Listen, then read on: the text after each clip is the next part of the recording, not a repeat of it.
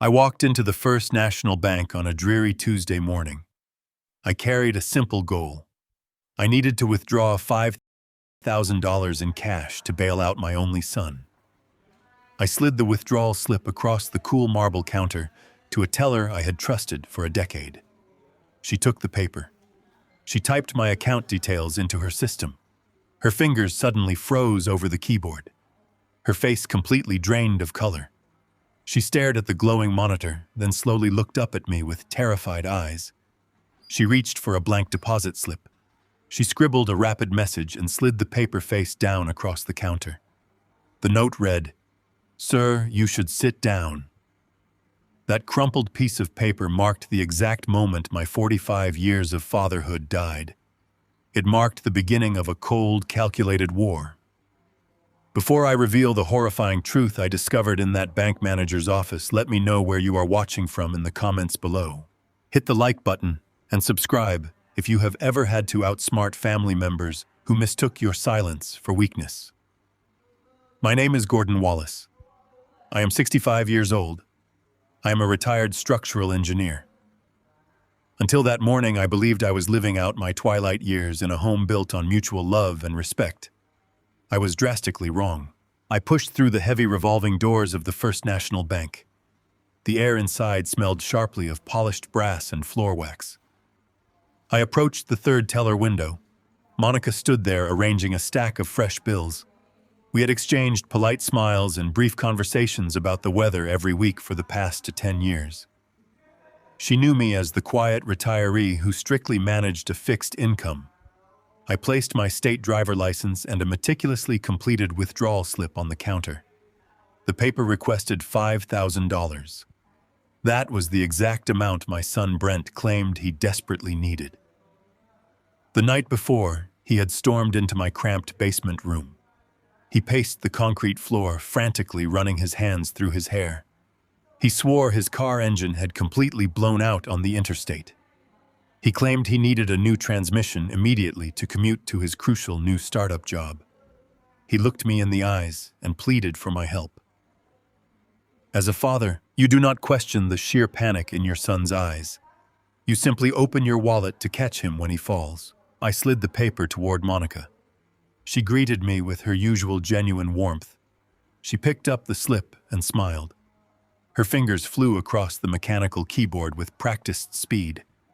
I waited patiently, listening to the rhythmic clicking echoing in the cavernous lobby. Suddenly, the clicking stopped. Monica stared blankly at the screen. I watched her posture stiffen abruptly. The polite, practiced smile vanished from her face. It was immediately replaced by a look of sheer bewilderment. She pressed a sequence of keys, hitting the enter button much harder this time. The screen reflected a harsh blue light across her suddenly pale features. Her eyes darted from the digital numbers on the monitor directly to my face. She looked around the bank lobby, her movements suddenly sharp, defensive, and paranoid. She grabbed a blank deposit slip from her sorting tray. She picked up a black pen and wrote a single hurried line. She folded the paper once. She slid it across the marble counter, pushing it directly under the palm of my hand. She did not say a single word out loud. She just mouthed the words she had written. "Sir, you should sit down." A heavy, suffocating silence crashed over me. The ambient noise of the busy bank lobby faded into a dull, distant roar. The freezing temperature of the marble counter seeped directly into my bones. I slowly unfolded the paper. The black ink was still wet. I read the words again. I looked back at Monica. She offered no comforting smile. She simply nodded toward the branch manager's office, a soundproof glass-walled room situated at the far end of the lobby. I gathered my license. I walked toward the glass door. My legs felt incredibly heavy, but my mind snapped into immediate clinical focus.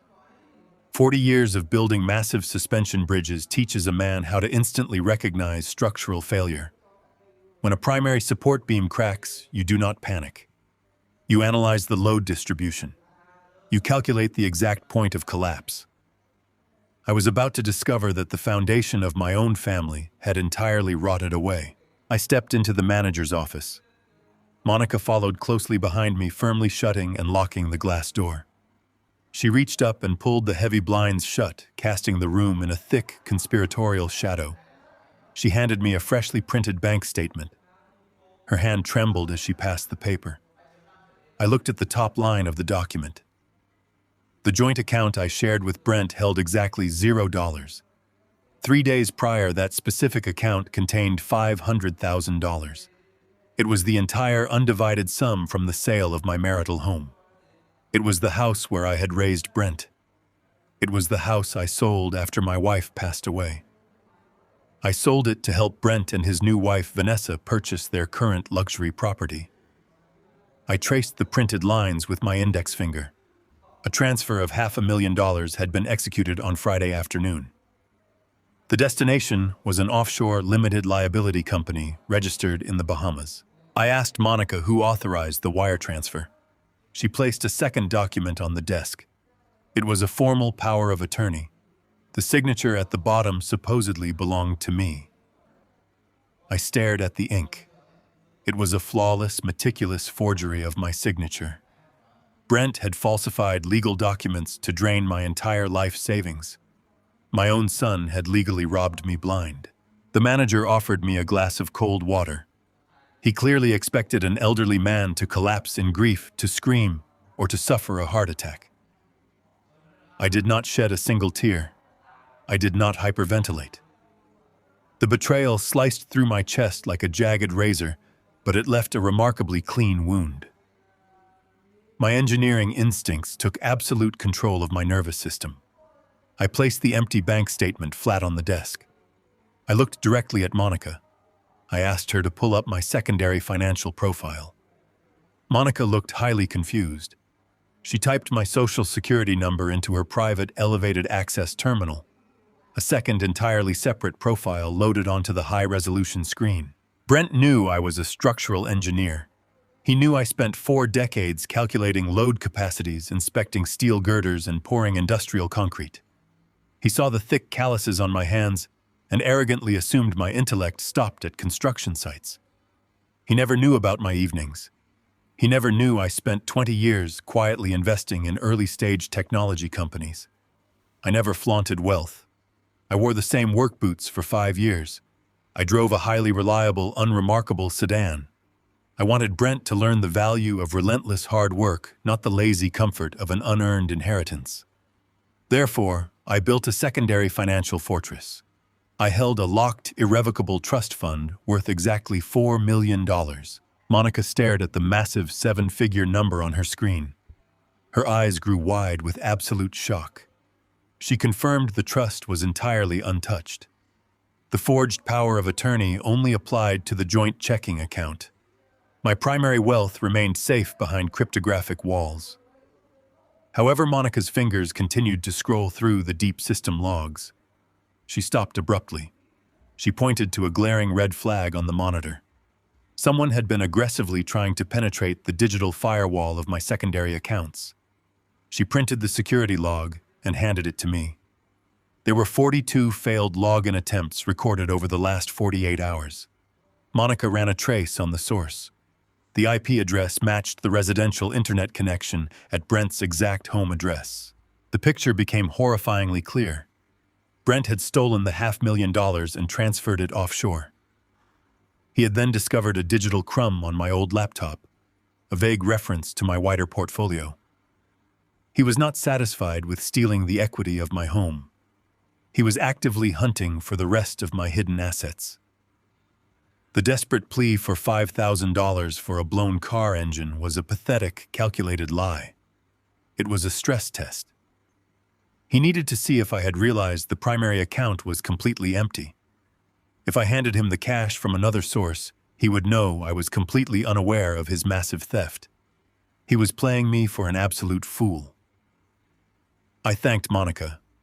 I instructed her to place a hard, silent freeze on the empty joint account. I cited suspected fraud, but I ordered her to do it quietly. I wanted Brent to believe he had gotten away with the initial theft. I folded the security logs and placed them deep inside my inner jacket pocket. The grief entirely evaporated. It was replaced by a cold, calculating, and ruthless resolve. My son wanted to play a dangerous game of destruction. I was going to rewrite the rules entirely. I hailed a taxi outside the bank. Heavy rain beat aggressively against the windshield as we drove to the upscale gated neighborhood where Brent and his wife Vanessa lived. I paid the driver and stood on the wet pavement. I stared at the sprawling two-story house with its manicured lawn and grand columns. I had sold my own home and handed them the bulk of the equity to secure this exact property. We had a firm agreement that I would live comfortably in the attached sunlit guest suite. Instead, Vanessa had immediately claimed the suite for her personal home gym. They aggressively moved me into the damp, poorly lit basement. They cited a temporary renovation project. That lie had stretched into 2 miserable, claustrophobic years. I unlocked the heavy oak front door and stepped into the grand foyer. Brent immediately emerged from the designer kitchen. He wore a crisp, expensive shirt. He held a cup of artisan coffee.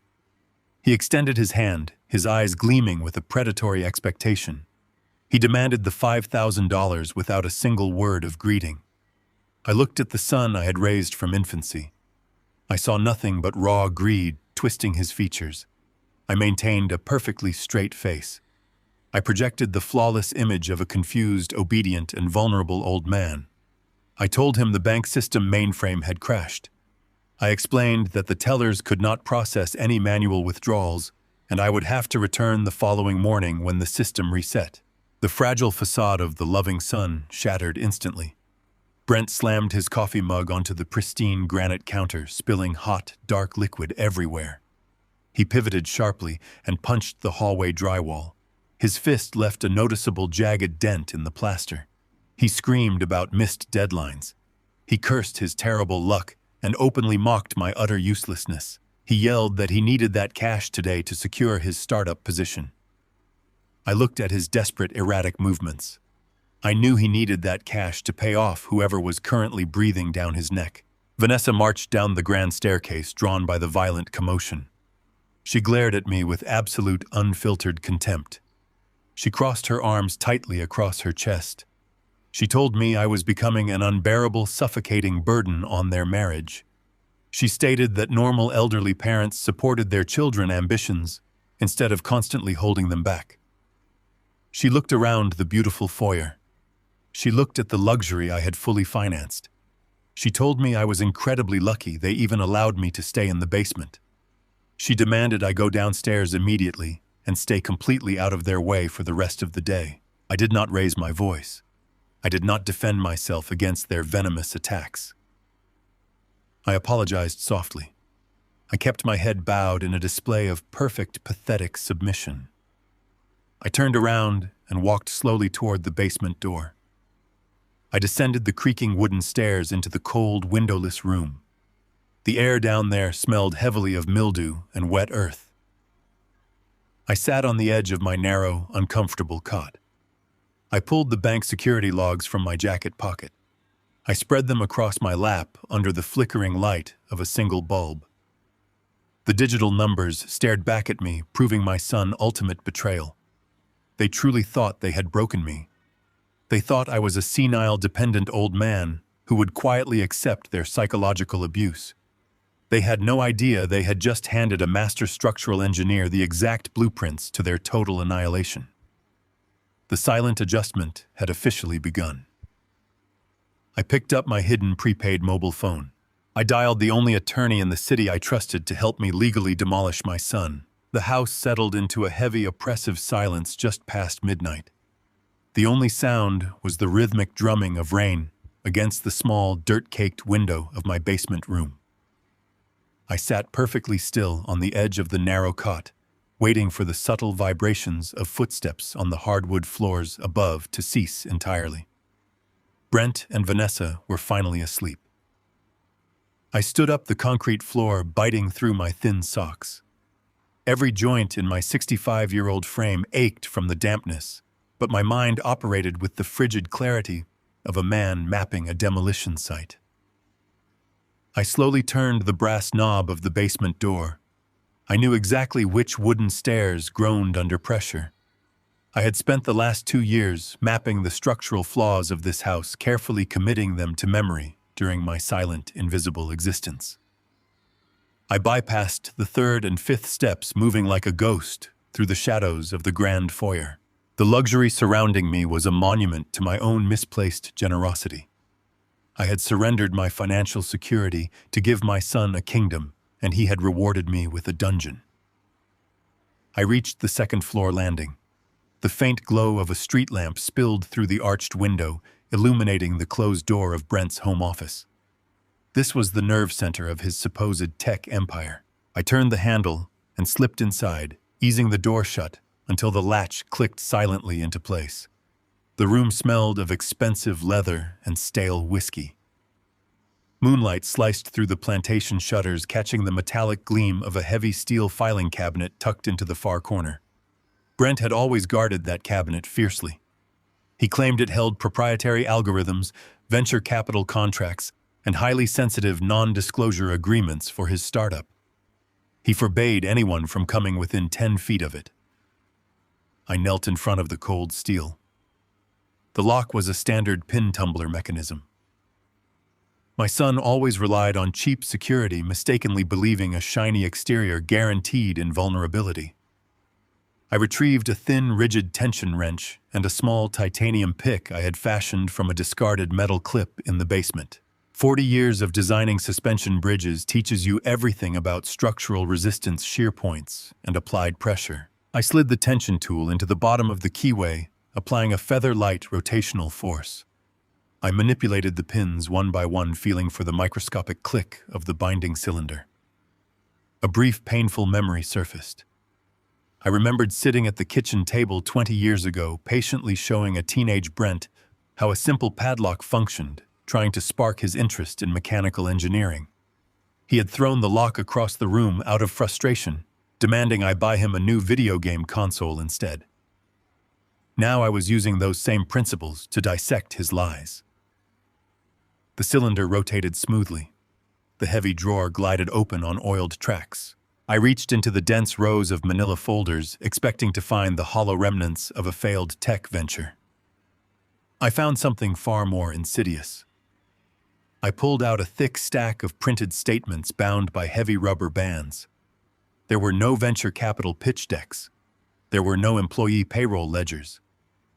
The documents were aggressive margin call notices from high-risk offshore brokerage firms. I sifted through the terrifying chronology of his financial collapse. He had taken the $500,000 from my home equity and immediately pumped it into leveraged cryptocurrency trades. The volatile market had swallowed his entire capital in a matter of weeks.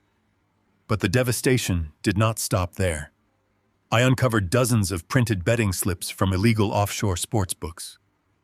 Brent had been chasing his initial losses by placing six-figure wagers on international soccer leagues and underground boxing matches.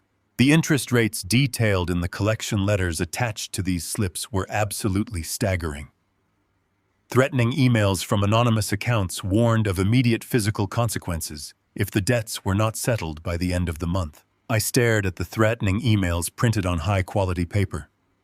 Brent had systematically dismantled the financial security I had spent 4 decades pouring concrete and inspecting steel to build.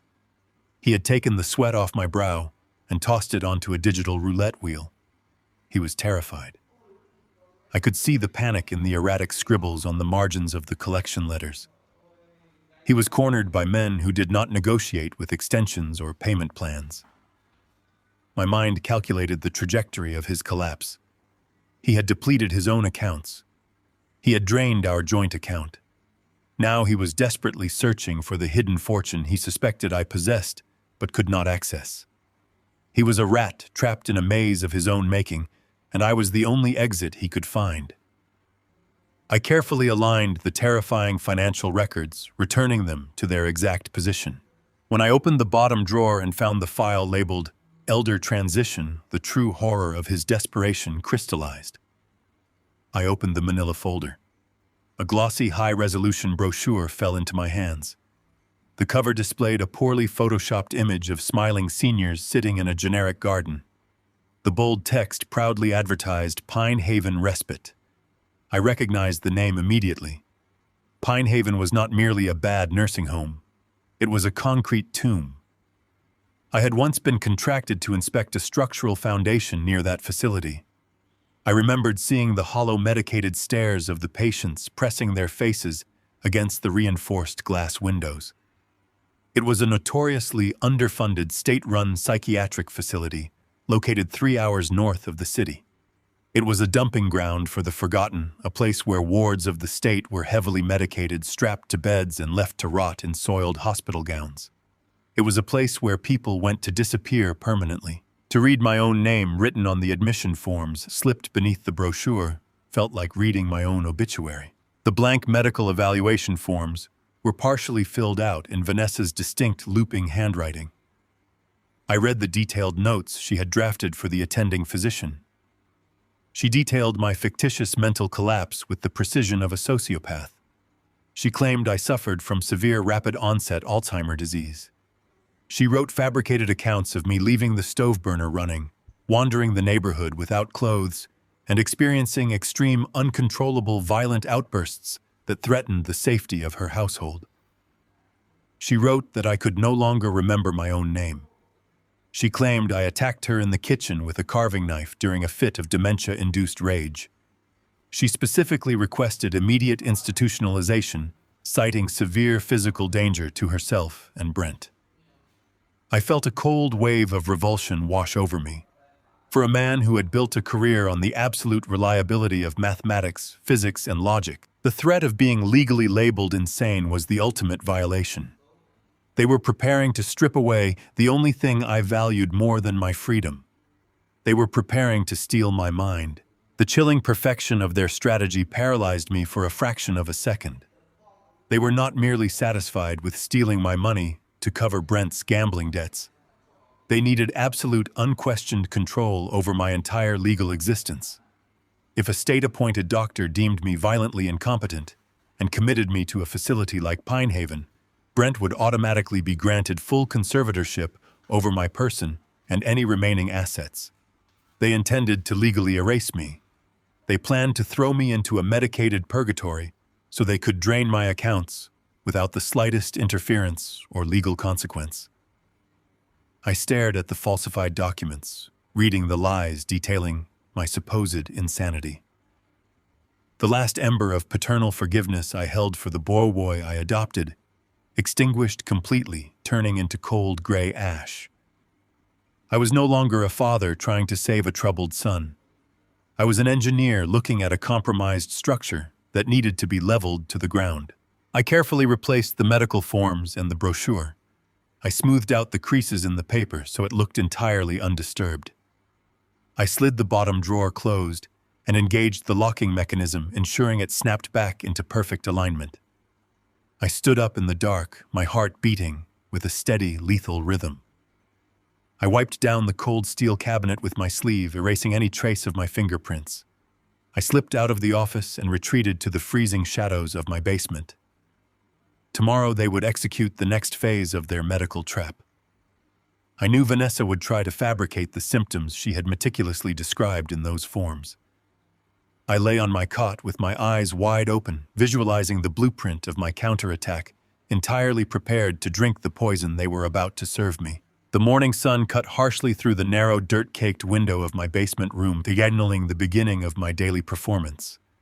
I had spent the entire night awake on the narrow cot, staring at the exposed wooden joists above my head. The terrifying images of the Pinehaven respite brochure and the forged medical documents burned vividly in my mind. My son and his wife were not simply stealing my life savings to cover his catastrophic gambling debts. They were actively constructing a legal and medical cage designed to erase my existence. I slowly rose from the thin mattress, feeling the damp cold of the concrete floor seep through my socks. I needed to move with the deliberate, fragile stiffness they expected of a deteriorating old man. I climbed the wooden stairs, my mind operating with the frigid, calculated precision of an engineer stepping onto a condemned bridge. Every creak of the floorboards was a metric of tension. I opened the door to the main floor and stepped into the blinding light of the luxury kitchen I had fully financed. Vanessa stood by the gleaming marble island, her back to me. The espresso machine hissed, filling the expansive room with the rich, heavy aroma of dark roast coffee. She wore a pristine silk robe looking like the absolute picture of affluent domesticity. She turned around as I shuffled into the room. The false, sugary smile she plastered across her face was so perfectly practiced it made my stomach churn. She greeted me with an exaggeratedly loud, slow voice, the specific tone people use when speaking to toddlers or the severely impaired.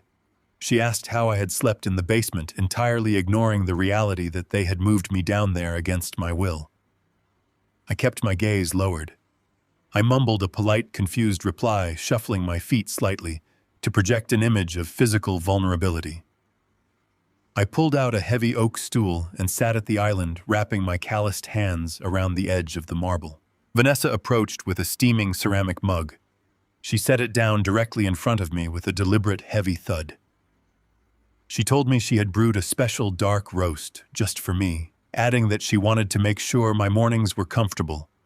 The absolute sweetness in her voice clashed violently with the predatory gleam in her eyes. I murmured my thanks and reached for the mug. I brought it closer to my face, letting the steam rise against my skin. 40 years of working on industrial sites teaches a man to identify chemical anomalies in his immediate environment. The rich scent of the coffee was undeniably tainted. Beneath the roasted aroma lay a faint, chalky, distinctly medicinal undertone. I tilted the mug slightly under the recessed lighting of the kitchen ceiling. The liquid was too thick. A faint, oily film swirled on the dark surface, catching the light in a dull rainbow of chemical residue. The pieces of their sociopathic puzzle snapped together in my mind with terrifying clarity. The medical evaluation forms I had discovered in the filing cabinet overnight required a demonstration of severe cognitive decline. They could not simply walk me into a doctor's office and declare me insane. They needed me to present the physical and neurological symptoms of advanced dementia. They needed me disoriented, lethargic, and completely detached from reality. The coffee was laced with heavy sedatives. My own daughter-in-law was actively attempting to poison me in my own kitchen to ensure I failed the upcoming neurological exam. I felt a surge of pure, unfiltered rage ignite in my chest, hot enough to melt steel. But an engineer does not detonate explosives while standing inside the blast radius. I suppressed the fury entirely. I forced my hands to exhibit a slight manufactured tremor. I knew I could not simply refuse the coffee. Rejecting the drink would signal that I suspected their plot. I could not drink it, as the sedatives would strip away my cognitive defenses and hand them the exact victory they required. I had to execute a calculated failure. I wrapped both hands around the ceramic mug, intentionally exaggerating my shaky grip. I lifted the heavy cup toward my lips, holding it suspended over the pristine white floor tiles. I waited for Vanessa to turn her back to grab a dish towel. At the exact moment she looked away, I relaxed the muscles in my right hand entirely. I allowed the heavy ceramic mug to slip from my fingers. I calculated the trajectory to ensure it cleared my clothing and struck the hardest point of the tile. The mug shattered with a violent explosive crack. Boiling dark liquid and sharp ceramic shards scattered violently across the immaculate floor, splashing against the baseboards and pooling around the legs of the kitchen island. Vanessa spun around, dropping the dish towel. The sugary facade evaporated instantly, replaced by a mask of absolute screeching fury. She screamed my name, her voice echoing harshly off the vaulted ceilings. She stepped back, clutching her silk robe, her face contorted in exaggerated disgust. She shrieked that I was destroying her beautiful home. She yelled that I could not even manage the basic human function of holding a cup of coffee without causing a catastrophic disaster. She leaned over the counter, her eyes boring into mine, and declared that my motor skills were completely decaying. She yelled that I was becoming a severe hazard to myself and everyone around me. Every word she screamed was a deliberate, calculated brick in the wall of their medical narrative. She was creating a verbal record of my physical incompetence. The heavy footsteps of my son echoed from the grand staircase. Brent marched into the kitchen dressed in a sharp tailored suit, purchased with the money he had stolen from my life savings. He surveyed the shattered ceramic and the dark puddle spreading across the tiles. He did not ask if I had burned myself. He did not offer a single word of comfort. He simply sighed heavily, dragging a hand down his face in a perfect performance of an exhausted, overwhelmed caregiver. He stepped carefully around the spill, avoiding the mess, as if it were toxic waste. He placed a hand on Vanessa's shoulder, playing the role of the calm, stabilizing force against her manufactured hysteria. Brent looked down at me with an expression of deep, patronizing pity. He told Vanessa to calm down, claiming that I simply could not help my deteriorating condition. He turned his gaze to me, his voice dripping with false empathy. He spoke slowly, articulating every syllable as if I were struggling to comprehend basic English. He told me that incidents like this were happening far too often. He lied flawlessly, inventing previous accidents that had never occurred, creating a phantom history of my physical and mental collapse. He said they could no longer ignore the obvious signs of my cognitive decay. He crossed his arms and delivered the final devastating blow. He announced that he had already booked a comprehensive neurological evaluation for me next week. He stated that the doctors needed to assess the severity of my condition because it was no longer safe for me to function without strict medical intervention. I looked at the son I had adopted, the boy I had raised, clothed, and educated. I looked at the man who was currently coordinating my systematic destruction to cover his illegal gambling debts. The sheer audacity of his performance was breathtaking. He was standing in a house I had paid for, wearing clothes my money had bought, looking down at me as if I were a defective piece of machinery ready to be scrapped. I did not defend myself. I did not point out the blatant lies or the chemical scent of the spilled coffee. I embraced the character they had written for me. I bowed my head, allowing my shoulders to slump forward in a posture of utter defeat. I let my voice tremble genuinely, masking my cold fury with the appearance of deep shame. I apologized repeatedly, whispering that my hands had simply stopped working. I looked at the shattered mug and mumbled that I was so terribly sorry for being a burden. I agreed to the doctor appointment without a single objection. I told Brent that he was a good son for taking care of a useless old man. Brent offered a tight, victorious smile.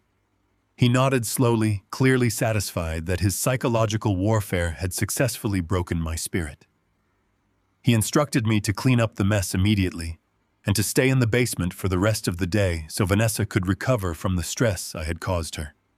He turned on his heel and walked out of the kitchen, heading for the garage to drive away in the luxury car my stolen equity had secured. Vanessa threw a roll of paper towels at my feet, her eyes filled with cold triumph. She told me to scrub the grout until it shined. Then she turned and walked away, leaving me alone with the shattered remains of the morning trap. I lowered myself slowly to my knees onto the hard tile floor. I gathered the sharp, broken pieces of ceramic, feeling the jagged edges against my thick calluses. I wiped the dark, chemically laced liquid with the paper towels. The bitter scent of the sedatives filled my nostrils, serving as a visceral reminder of their murderous intent. They believed my compliance was a symptom of my decaying mind. They believed they held absolute control over the timeline of my institutionalization. They had successfully booked the doctor appointment that would seal my fate in Pine Haven Respite. But as I scrubbed the white tiles, completely erasing the evidence of their poisoned coffee, a brilliant, terrifying clarity settled over my mind. They had revealed their entire hand. They needed me heavily sedated for the medical evaluation to guarantee the doctor signed the incompetence forms. They were banking their entire financial survival on my complete passivity. I wrung the dark liquid from the paper towels, throwing them into the trash bin. I stood up, feeling no pain in my joints, only the relentless driving force of a man preparing for war. I returned to the cold, damp basement and quietly closed the door. I pulled my hidden prepaid phone from beneath the floorboards. The medical appointment gave me exactly 1 week to finalize my counteroffensive. I did not need to run away. I needed to ensure that when the hammer finally fell, it would crush their world with absolute, inescapable finality. I left the house through the side gate, stepping into the damp morning air. The cold wind hit my face, clearing the lingering toxic fog of the heavily sedated coffee I had just pretended to spill. I walked 4 blocks to the city bus stop, keeping my head down, maintaining the pathetic shuffle they expected of me. This physical journey gave me the necessary time to fully transition from a grieving, betrayed father into a tactical, calculating engineer. I sat on the hard plastic seat of the public bus, watching the affluent suburban lawns slowly blur into the sharp steel angles of the financial district. Brent firmly believed I was spending my afternoon wandering aimlessly around a local park. He assumed my mind was rapidly deteriorating exactly as he and Vanessa had planned. He had no idea I was marching directly into a war room. I entered the towering glass lobby of Pierce & Associates. I had actually helped calculate the structural load-bearing columns for this exact skyscraper 30 years ago. I approached the grand marble reception desk wearing my faded corduroy jacket and worn leather boots. The young receptionist offered me a highly dismissive glance. It was the exact look of profound irritation Vanessa gave me every single day in the kitchen. She spoke slowly, asking if I was lost and needed directions to the street. I did not react to her insolence. I simply stated my name. She typed it into her terminal, and her posture instantly transformed. The screen flagged my hidden financial profile with the highest firm priority. Less than a minute later, Roland Pierce stepped out of his corner office. Roland was a senior partner who handled multi-million-dollar corporate acquisitions. He bypassed his waiting elite clients, walked directly up to me, and shook my hand with absolute visible reverence. We stepped into his massive office.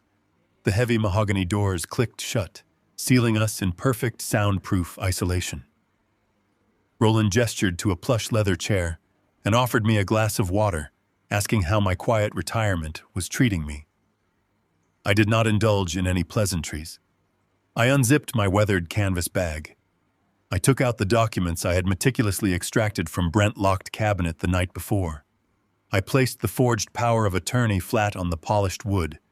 Next to it, I placed the offshore wire transfer confirmations, proving the theft of my $500,000. Then I laid out the terrifying stack of illegal sports betting debts, carrying astronomical interest rates. Finally, I placed the glossy brochure for Pine Haven Respite directly on top, pinning down the fabricated medical evaluation forms that detailed my supposed violent dementia. Roland picked up the papers. He was a man heavily trained to remain entirely stoic during brutal corporate warfare. But as he read the fabricated medical history, the color completely drained from his face. He read the exact symptoms Vanessa had invented to justify locking me in a heavily medicated psychiatric ward. He realized my own son was orchestrating a methodical plan to erase my legal existence and steal my entire life savings. Roland dropped the papers on his desk. He breathed heavily, his eyes burning with genuine outrage on my behalf. He immediately reached for his desk phone. He declared we needed to contact the federal authorities right this second. He stated that Brent was committing massive wire fraud, severe identity theft, and criminal elder abuse. I leaned forward and placed my calloused hand firmly over the telephone receiver. I pressed the plastic down immediately, cutting off the dial tone. I looked Roland directly in the eyes and told him no. A sudden police raid was far too merciful. If the authorities arrested Brent today, he would be safely locked inside a secure federal holding cell. That sterile environment would effectively protect him from the violent underground bookmakers who were actively hunting him down for their missing money. An arrest would be a rescue mission. I did not want to rescue my son. I wanted to completely dismantle the arrogant, parasitic world he had constructed on my stolen equity. I wanted him to feel the exact moment his fragile foundation collapsed into absolute dust. Roland slowly pulled his hand away from the phone. He understood the cold, undeniable logic vibrating in my voice. He asked me what exactly I wanted to do. I instructed him to build a digital cage. I told him we were not going to reverse the offshore transfer. We were going to trap the money right where it currently sat. Roland nodded, a sharp, dangerous smile forming on his face. He turned to his encrypted computer terminal. He explained that as my legal counsel, he could file a highly classified injunction directly with federal banking regulators. He would flag the specific Bahamian account for a silent international fraud audit. The true beauty of this legal trap was its absolute invisibility. The $500,000 would remain clearly visible on Brent's computer screen. The offshore account balance would look perfectly normal and accessible, but the funds would be frozen in a permanent state of digital purgatory. If Brent attempted to withdraw a single dollar to pay off his dangerous creditors, the transaction would instantly bounce back with a fatal error code. The money he had stolen from my marital home was now nothing more than a digital mirage. He would be left entirely empty-handed at the exact moment his violent collectors came knocking at his expensive front door. Roland hit the enter key, officially filing the federal injunction into the system. The legal snare snapped shut without a single sound. I gathered my empty canvas bag, shook my friend's hand, and took the elevator down to the busy street. I had successfully neutralized his stolen wealth. Now I just had to walk back into the lion den, sit quietly in my damp basement, and wait for his predators to arrive. But I woke up shivering. The basement air always carried a damp, biting chill, but this morning the cold felt distinctly invasive. I reached out to my small, battered nightstand. For 20 years, I had maintained a specific grounding morning ritual. Before my feet ever touched the floor, my fingers would find the velvet box holding my late wife's diamond wedding ring. It was the only tangible piece of her I had left. I brushed my hand across the wooden surface. I felt the alarm clock, the lamp switch, and the edge of a paperback book. The velvet box was gone. I sat up abruptly. I turned on the harsh bedside lamp and scoured the floor, checking beneath the narrow metal cot and behind the nightstand. There was nothing. A cold, heavy knot formed in the pit of my stomach. I knew exactly where I had placed it the night before. An engineer does not misplace items. An engineer operates on systems, routines, and absolute certainty. The ring had not been lost. It had been taken. I put on my slippers and marched up the wooden stairs. I pushed open the door to the main house. The scent of vanilla and fresh laundry detergent filled the hallway, masking the moral rot underneath. I found Vanessa in the sunlit living room. She was sitting comfortably on the expensive leather sofa, casually flipping through a glossy fashion magazine. Her wrists were adorned with gold bracelets I had indirectly paid for. I walked directly up to her and asked her where my wife's ring was. I kept my voice perfectly level. I did not yell. I did not accuse. I merely stated a fact. The ring was missing, and she was going to tell me exactly where it went. Vanessa slowly closed her magazine. She looked up at me. Her eyes did not show guilt, surprise, or defensive anger. Instead, they swam with a deep, manufactured pity. It was a look reserved for wounded animals or tragic strangers. She let out a long, theatrical sigh and placed a perfectly manicured hand over her heart. She asked me what I was talking about. She said I was breaking her heart. She told me I had given her that ring an entire week ago as a cherished family heirloom. The sheer audacity of the lie struck me like a physical blow to the chest. I told her to stop playing sick games and return the jewelry immediately. I reminded her that the ring belonged to my wife, and it was meant to be passed down properly, not snatched in the dark like a thief in the night. Vanessa shook her head slowly, wearing a mask of profound, patient sorrow. She reached into her pocket and pulled out her smartphone. She tapped the screen a few times and held it up to my face. She said she knew my memory was rapidly failing, so she had recorded the beautiful moment to help me remember in times of confusion. I stared at the bright digital screen. I saw myself sitting at their grand dining room table. I was wearing the blue flannel shirt I had worn last Tuesday. Vanessa was sitting across from me holding the velvet box. On the video, her voice sounded incredibly sweet and emotionally overwhelmed. She was thanking me profusely for the generous gift. Then my own voice answered.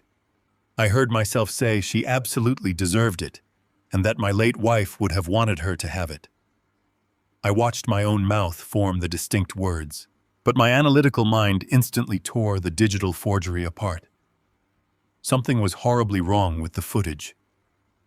The ambient lighting jumped abruptly between our sentences. The background noise of the television cut out entirely, then returned a second later. The video had been heavily and clumsily edited. They had spliced together fragments of a casual conversation to create a completely fabricated legal confession. But that was not the most terrifying part of the recording. I studied my own face on the glowing screen. My eyes were half closed, struggling to stay focused. My head was drooping forward heavily. My speech was slurred, thick, and incredibly slow. I looked exactly like a man suffering from a massive stroke or severe cognitive failure. I remembered that specific Tuesday night.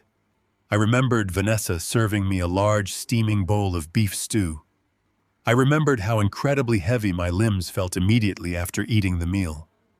I remembered waking up the next morning still wearing my day clothes, completely unable to recall leaving the dining table or walking down to the basement.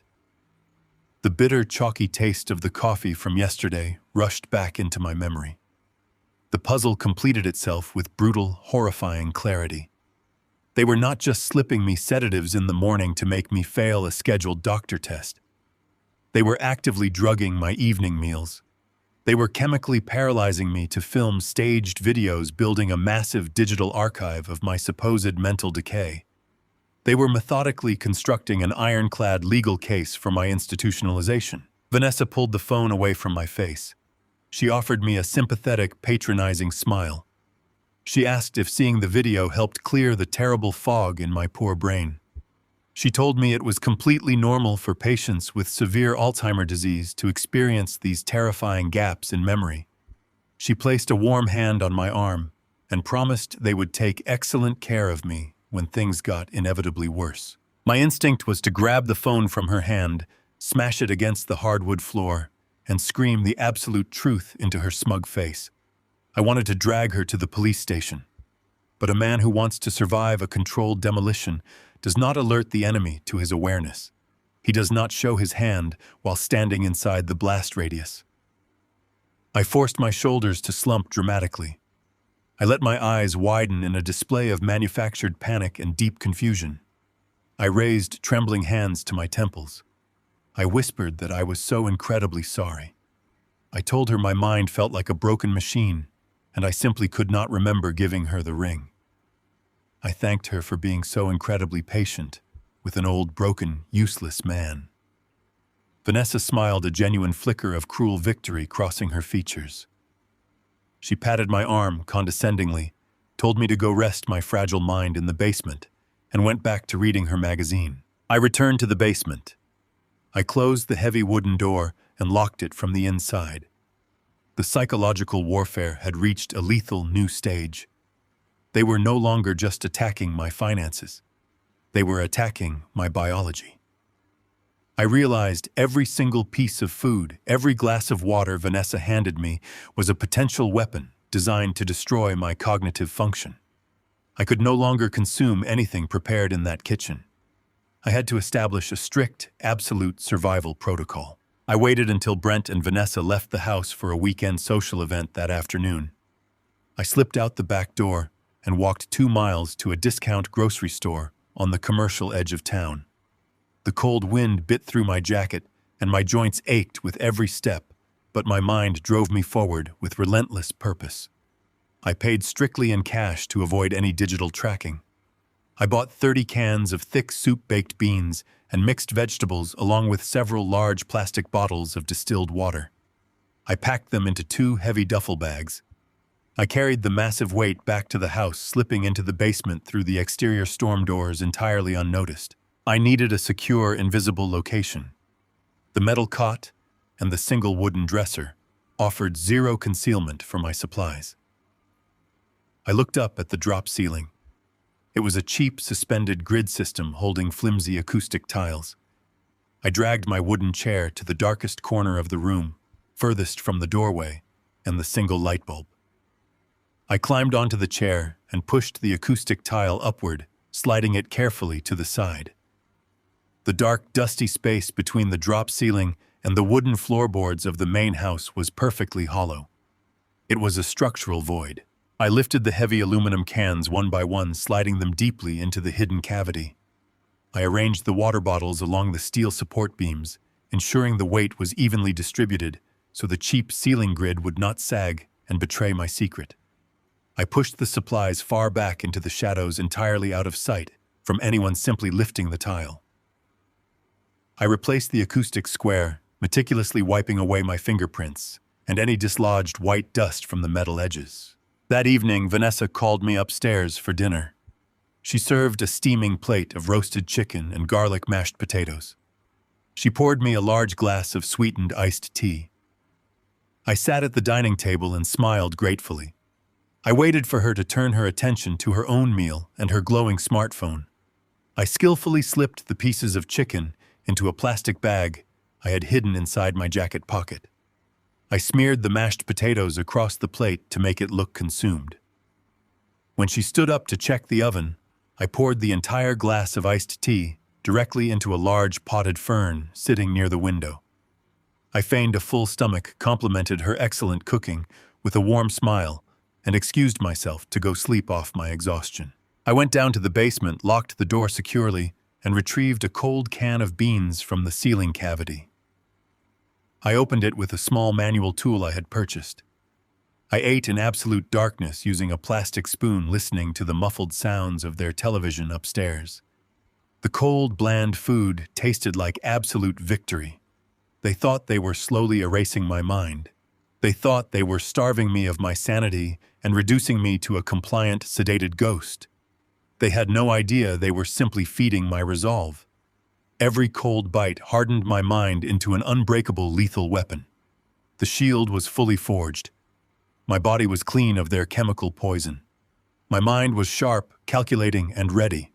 Now I just had to wait for them to execute their final trap so I could spring my own.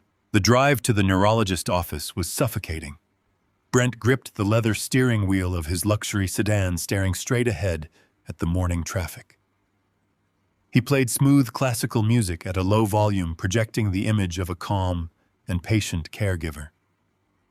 I sat in the passenger seat, staring out the window at the passing city blocks. I kept my posture slightly hunched. I let my hands rest limply on my knees. I had not eaten a single thing prepared in their kitchen for 6 days. My mind was entirely free of their chemical restraints. Every synapse fired with perfect, brilliant clarity. Brent glanced over at me several times. He was waiting for the heavy sedatives to take effect. He expected my eyes to glaze over. He expected my head to nod. He had no idea I was a fully loaded weapon just waiting to be fired. We pulled into the parking lot of a high-end medical plaza. Brent parked the car and hurried around to my side, opening the door with exaggerated gentleness. He reached out to guide me by the elbow. I allowed him to pull me upward, simulating the fragile imbalance of a failing old man. He carried a sleek leather portfolio under his arm. I knew exactly what was inside that portfolio. It held the admission forms for Pine Haven Respite. He only needed a certified medical signature to legally lock me away in a concrete nightmare. We walked through the sliding glass doors into a sterile, brightly lit waiting room. The air smelled sharply of antiseptic and stale coffee. Brent approached the reception desk. He spoke to the nurse in a low, sorrowful tone. He introduced himself as my son and primary caregiver. He handed over my insurance cards with a practiced sigh of exhaustion. We sat in the waiting area for 20 minutes. Brent continuously checked his expensive wristwatch. He tapped his foot impatiently against the carpet. He was eager to complete the transaction. A nurse finally called my name. Brent instantly snapped into character. He placed a supportive hand on the small of my back and guided me down a long white hallway. We entered an examination room. A tall, gray-haired physician named Dr. Evans sat behind a modern metal desk. He stood up and shook our hands. Brent immediately took charge of the room. He did not let me speak. He pulled a chair close to the doctor desk and began weaving a tapestry of absolute, terrifying lies. For 20 uninterrupted minutes, I sat in silence and listened to my own son orchestrate my legal demise. Brent spoke about me as if I were completely deaf or already dead. He leaned forward, his voice dripping with fabricated grief. He told Dr. Evans that my cognitive decline had been sudden and violent. He described the incident with the shattered coffee mug in the kitchen. He did not describe it as an accident. He told the doctor I had hurled the boiling coffee at his wife in a fit of inexplicable rage. He claimed I spent my nights wandering the house, tearing through cabinets and muttering to people who were not there. He stated I could no longer remember the names of my own family members. He told the doctor I frequently forgot where I was and tried to leave the house without wearing shoes. Dr. Evans listened intently. He typed notes into his computer, his face drawn with professional concern. Brent opened his leather portfolio. He slid the Pine Haven respite admission forms across the desk. He told the doctor that he and his wife were terrified for their physical safety. He claimed they simply could not provide the round-the-clock medical supervision I clearly required. He asked the doctor to sign the incompetence evaluation so they could transfer me to a secure memory care facility immediately. Dr. Evans looked at the forms. He nodded slowly, then turned his chair to face me directly. He offered me a gentle, patronizing smile. He spoke in a loud, slow cadence, clearly expecting a deeply confused and heavily medicated patient. He asked me if I knew what day of the week it was. He asked me to state my full name and my date of birth. He asked me who the current president of the United States was. I took a slow, deep breath. I let my slumped shoulders rise. I straightened my spine, sitting perfectly upright in the examination chair. I looked Dr. Evans directly in the eyes. I dropped the fragile facade entirely. My voice did not tremble.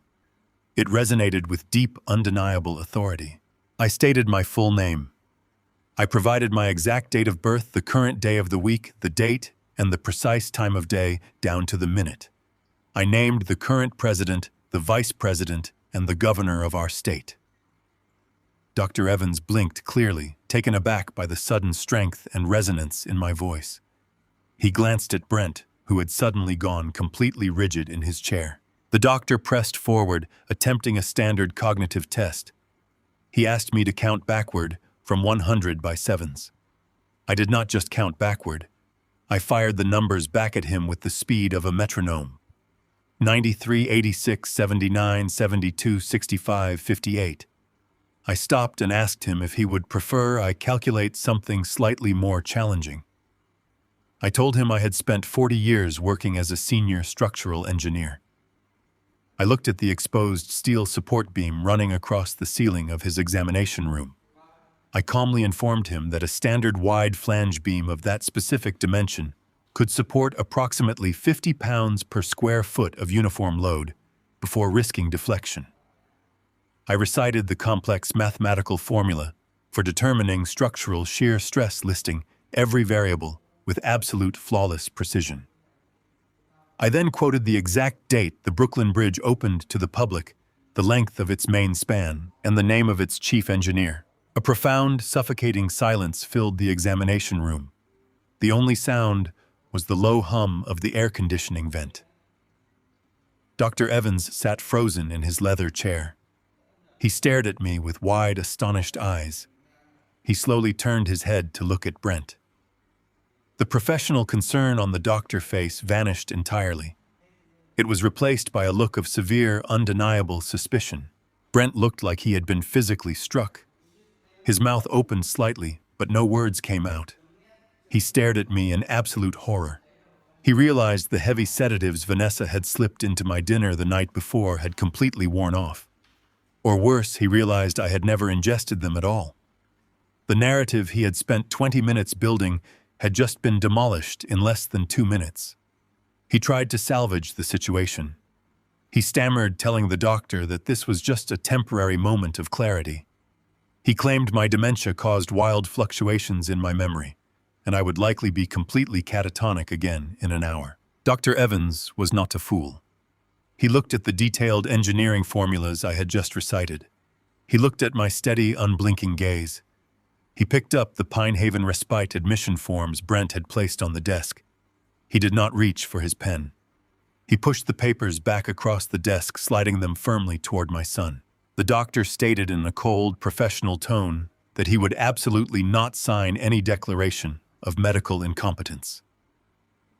He declared that my cognitive function was not just normal, but exceptionally sharp for a man of any age. He told Brent that institutionalizing a man with my level of mental acuity would be a gross violation of medical ethics and highly illegal. He suggested that if Brent was feeling overwhelmed by my presence in his home, they should discuss alternative living arrangements, but a locked psychiatric facility was completely out of the question. He looked at Brent with narrowed eyes and asked if there was any other reason Brent felt the sudden need to gain legal control over my medical decisions. The implication hung heavily in the sterile air. The doctor suspected financial abuse. Brent's face flushed a deep, violent shade of crimson. He snatched the medical forms off the desk and shoved them aggressively into his leather portfolio. He stood up his chair, scraping loudly against the linoleum floor. He thanked the doctor through gritted teeth, his voice shaking with suppressed rage. He turned and marched out of the examination room without looking back. I thanked Dr. Evans for his time, stood up with perfect balance, and followed my son out of the clinic. The walk back to the parking lot was completely silent. The warm morning sun felt entirely disconnected from the freezing tension radiating from Brent.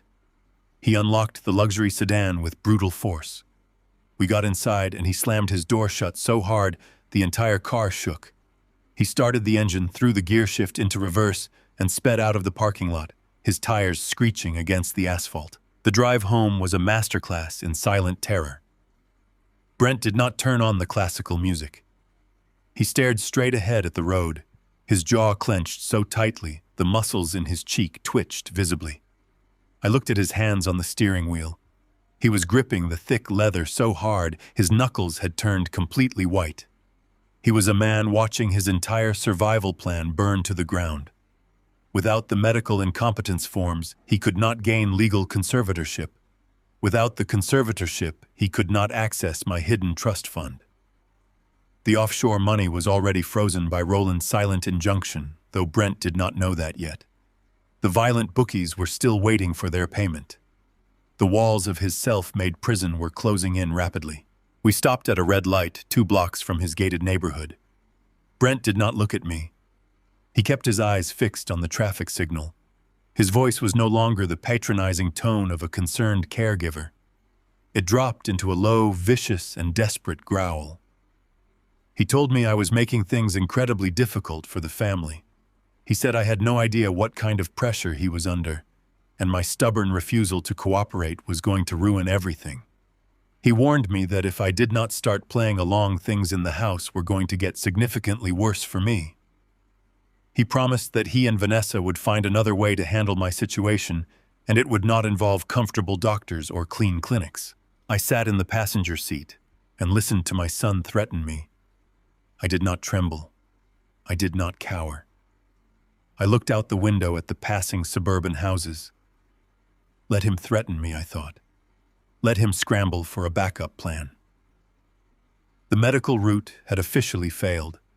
They were out of easy options, which meant they were about to become sloppy. They were about to resort to intimidation and brute force, and that was exactly what I was waiting for. Every threat, every moment of aggression would only serve to tighten the legal noose I was quietly wrapping around their necks. The light turned green. Brent hit the accelerator hard, speeding back to the house where the final stages of our war would inevitably play out. The car ride back from the neurologist office cemented a new and terrifying reality for Brent and Vanessa. The medical route was completely dead. They could no longer pretend I was a fragile and confused man slipping into severe dementia. The doctor had validated my sanity on a medical record they could not legally contest. The very next morning, the sweet and patronizing smiles vanished entirely. The facade of the caring family was stripped away, leaving only raw and unfiltered hostility. I woke up in the basement and reached for my mobile phone to check the weather. The screen displayed a harsh, blinking notification indicating no service. I walked upstairs to the kitchen, where Brent was aggressively typing on his laptop. I held up the dead device and asked him if there was an issue with the family plan. He did not even look up from his screen. He stated my line had been permanently disconnected. He claimed they could no longer afford unnecessary luxury expenses, while I contributed absolutely nothing to the household. He said if I needed to make an emergency call, I could walk 2 miles to the gas station payphone in the freezing rain. It was a clear and calculated move to isolate me. They wanted to sever my connection to the outside world, ensuring I could not reach out for help or consult with Roland Pierce. I simply nodded, placed the useless plastic rectangle on the granite counter, and walked away. I did not give them the satisfaction of a single argument. The psychological warfare rapidly escalated into severe physical punishment. December arrived, bringing a brutal and biting winter front that plunged the city into freezing temperatures. My basement room completely lacked proper insulation and essentially became a concrete icebox. I had relied on a heavy-duty electric space heater I purchased years ago to survive the bitter nights. On a Tuesday evening, I returned from a walk to find the heater completely gone. The power cord had been violently yanked from the wall socket, leaving behind a scuffed mark on the plaster. I walked upstairs and found Brent in the living room watching a basketball game. I asked him where my heater was. He took a slow sip of his beer and told me the unit was old and defective, and an extreme fire hazard. He claimed his homeowner insurance strictly prohibited running unapproved electrical devices in the basement. I pointed out that the temperature downstairs was dropping below 40 degrees. Vanessa walked into the room wrapped in a thick and luxurious cashmere blanket. She laughed a sharp and cruel laugh. She told me to put on a sweater. She stated that if I did not like the free accommodations they provided, I was perfectly welcome to pack my bags and freeze on the street. They wanted the cold to completely break my spirit. They wanted the physical misery to force me into begging for mercy or fleeing the house entirely. They severely underestimated a man who had spent 4 decades working on exposed steel bridges over frozen rivers in the dead of winter. I did not complain again. I went down to the bare concrete room and used my engineering knowledge of thermal dynamics to survive. I secretly collected discarded cardboard boxes and thick layers of newspaper from the neighborhood recycling bins during the early hours of the morning. I created a dense and insulated thermal barrier between my thin mattress and the freezing floor. I slept wearing 3 layers of clothing, carefully preserving my core body heat. I endured the biting cold with absolute and unwavering silence. When the freezing temperatures failed to drive me out, Vanessa introduced a direct physical threat into my daily life. She returned home one afternoon, dragging a heavy metal chain leash. At the end of the chain was a massive and aggressive stray dog she claimed she rescued from a local shelter.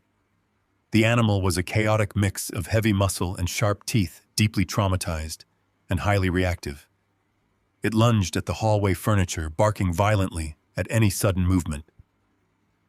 Vanessa handed me the heavy chain. She told me the dog was my absolute responsibility.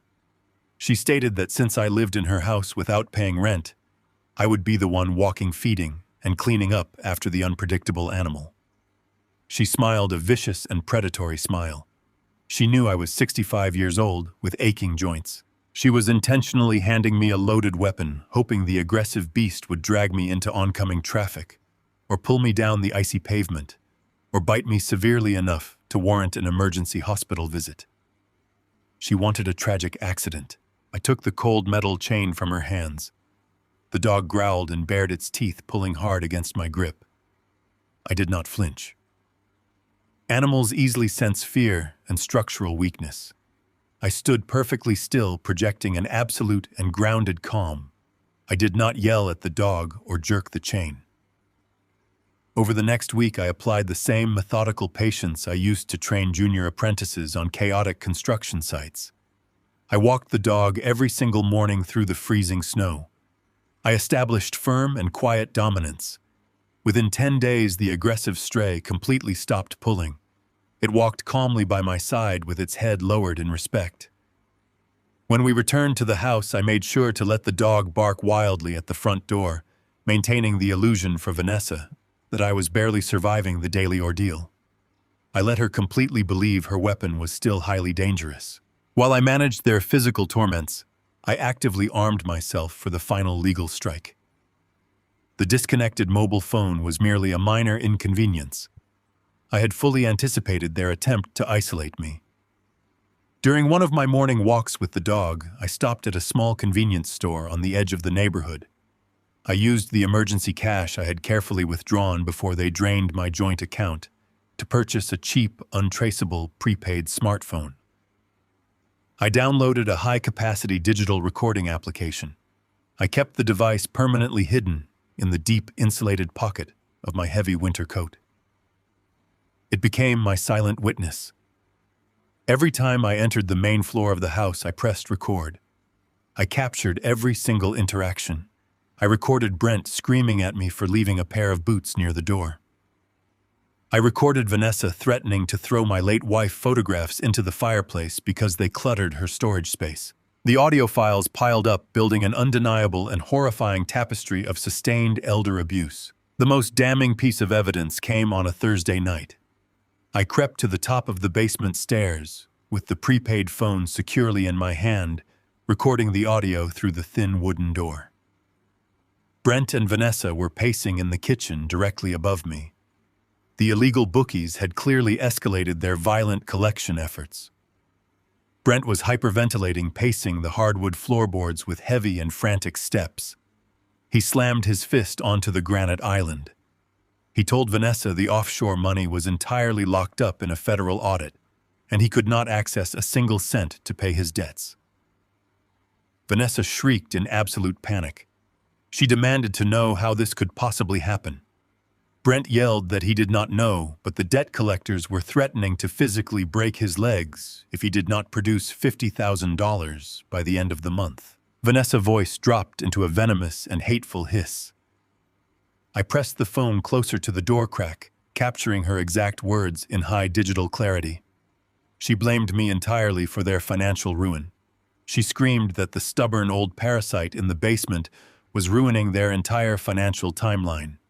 She yelled that if I had just died gracefully, or lost my mind like a normal old man, they would have total legal control of my hidden trust fund by now.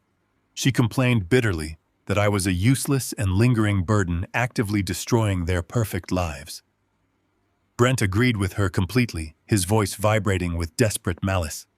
He stated they could no longer afford to wait for nature or a reluctant doctor to solve their massive problem. I stood in the freezing darkness of the stairwell. The digital timer on my phone screen ticked forward, capturing every single syllable of their murderous frustration. The trap I had laid with Roland Pierce was performing flawlessly. The frozen $500,000 had pushed them into a tight corner of absolute desperation. They were completely stripped of their false charm and stripped of their manipulative medical strategies, leaving them with nothing but raw and violent panic. I stopped the recording and immediately saved the file to a secure encrypted cloud server. I turned around and walked back down into the freezing concrete room. I wrapped my heavy coat around my shoulders and sat on the edge of the cot. The house above me vibrated with the frantic energy of trapped rats. They were about to make a fatal and irreversible mistake. I sat in the cold, completely ready to watch them fall. The damp concrete floor of the basement radiated a bitter cold that seeped directly through the soles of my shoes. I sat perfectly still on the edge of my narrow cot. Overhead, the heavy footsteps of my son paced relentlessly back and forth across the hardwood floor of the kitchen. The rhythmic, frantic thudding was the sound of a man completely out of time. The illegal bookies were undoubtedly tightening their grip. The silent financial freeze Roland and I had placed on the stolen $500,000 was doing exactly what I designed it to do. It was suffocating Brent. It was stripping away his arrogant facade and exposing the raw, panicked animal underneath. My hidden prepaid phone vibrated violently inside the thick pocket of my winter coat. I pulled it out. The bright screen illuminated the dark, windowless room. The caller ID displayed Roland Pierce. I answered the call immediately, keeping my voice down to a harsh, controlled whisper. Roland did not bother with pleasantries. His tone was sharp, strictly professional, and edged with a deep, unmistakable urgency. He told me we had a massive critical development. Roland explained that Brent had completely abandoned all caution. The pressure from his underground creditors had clearly fractured his remaining sense of self-preservation. He was no longer just a greedy son making reckless choices. He had evolved into a desperate criminal cornered by his own actions. Roland informed me that Brent had somehow bypassed a secondary layer of security on my old laptop. He had discovered a digital trace of my locked, irrevocable trust fund. He had found the exact account numbers detailing the $4 million I had spent 20 years quietly accumulating through early-stage tech investments. I listened to the heavy footsteps continuing above my head. I could visualize Brent sitting at his desk staring at that massive number on his screen, his greedy eyes wide with the delusion of a miraculous salvation.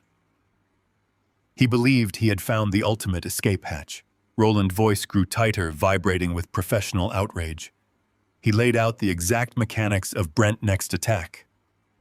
My son was currently attempting to initiate a massive, catastrophic wire transfer. He had submitted falsified documents to the trust management firm. He was attempting to move $2 million directly out of my hidden portfolio. The destination was an obscure, heavily shielded offshore account located in the Cayman Islands. He was using a highly sophisticated forged signature to authorize the transaction. Brent was trying to permanently sever my wealth from United States jurisdiction. Once the money landed in those island accounts, it would vanish into a black hole of corporate secrecy, instantly accessible to whoever was threatening to break his legs. Roland paused, taking a sharp breath. He told me he already had his legal team drafting an emergency injunction. He wanted my immediate authorization to slam the door shut. His instinct as a corporate attorney was to protect the asset at all costs. He wanted to block the transfer, notify the trust managers of the active fraud, and immediately dispatch local law enforcement to Brent's front door. He wanted to arrest my son before the digital ink even dried. I sat in the freezing darkness and stared at the concrete wall. I thought about the heavy sedatives Vanessa had poured into my coffee. I thought about the forged medical documents claiming I was a violent, helpless burden. I thought about the stray, aggressive dog they had brought into the house to physically break me down. They had systematically tried to destroy my mind, my body, and my freedom. They had planned to lock me in a state-run psychiatric ward and throw away the key. I gripped the plastic edge of the prepaid phone. I spoke into the receiver with a voice entirely devoid of warmth, hesitation, or paternal mercy. I told Roland absolutely not. Roland fell completely silent on the other end of the line. I could hear the faint, confused rustling of legal papers in his office. He asked me to repeat myself clearly, believing he had misheard my instructions. He reminded me that $2 million was half of my entire liquid net worth. He warned me that if the offshore transfer cleared, retrieving the funds would be a nearly impossible decade-long legal nightmare. I told him I understood the mathematics perfectly. I spent 4 decades as a structural engineer. I explained to my attorney that when you are demolishing a severely compromised building, you do not patch the cracks in the drywall. You do not reinforce a single weakened pillar. You step back, you remove the safety supports, and you let the flawed architecture completely consume itself. I issued a clear, unbreakable directive. Roland was to stand down. He was to let the wire transfer initiate without a single point of friction. He was to allow Brent to submit the forged signatures, bypass the internal security checks, and watch the digital funds leave the domestic holding account. I wanted my son to feel the absolute intoxicating rush of victory. I wanted him to believe his desperate criminal gamble had paid off flawlessly. But I gave Roland one highly specific lethal condition. The absolute millisecond those funds crossed international lines, the very second the digital ledger registered the money.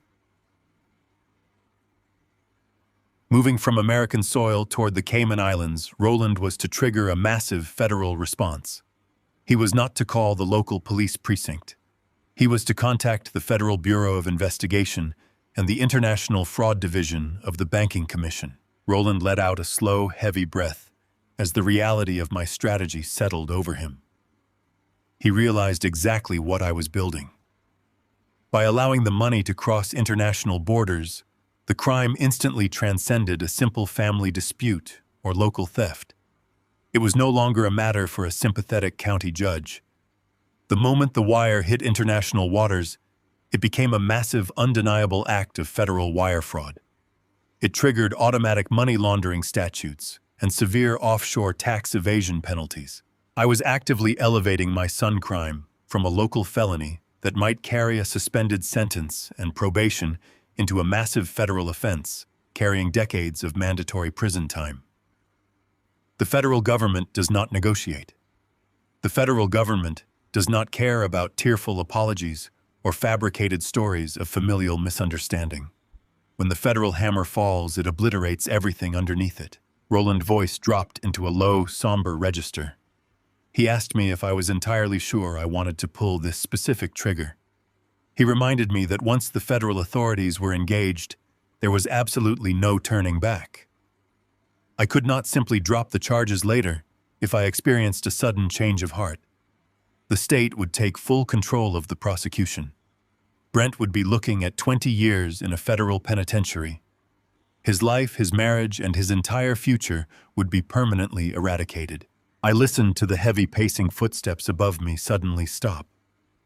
I heard the muffled sound of Brent shouting aggressively at Vanessa through the floorboards. I heard the sheer toxic arrogance in his voice, the voice of a man who believed he was an untouchable predator. I felt the biting cold of the basement air against my skin, a physical reminder of the sheer cruelty my son had chosen to inflict upon me. I told Roland I was completely certain. I told him a man who builds bridges knows exactly how to demolish them. I instructed him to prepare the federal filings and wait for the digital tripwire to snap. I hung up the phone. The screen went dark, plunging the room back into absolute shadow. I leaned back against the damp concrete wall. The trap was set. It was no longer a matter of protecting my assets. It was a matter of terminal consequences. Brent had desperately sought the power to control my life, and in his blind, arrogant greed, he had just handed me the precise tools to permanently end his.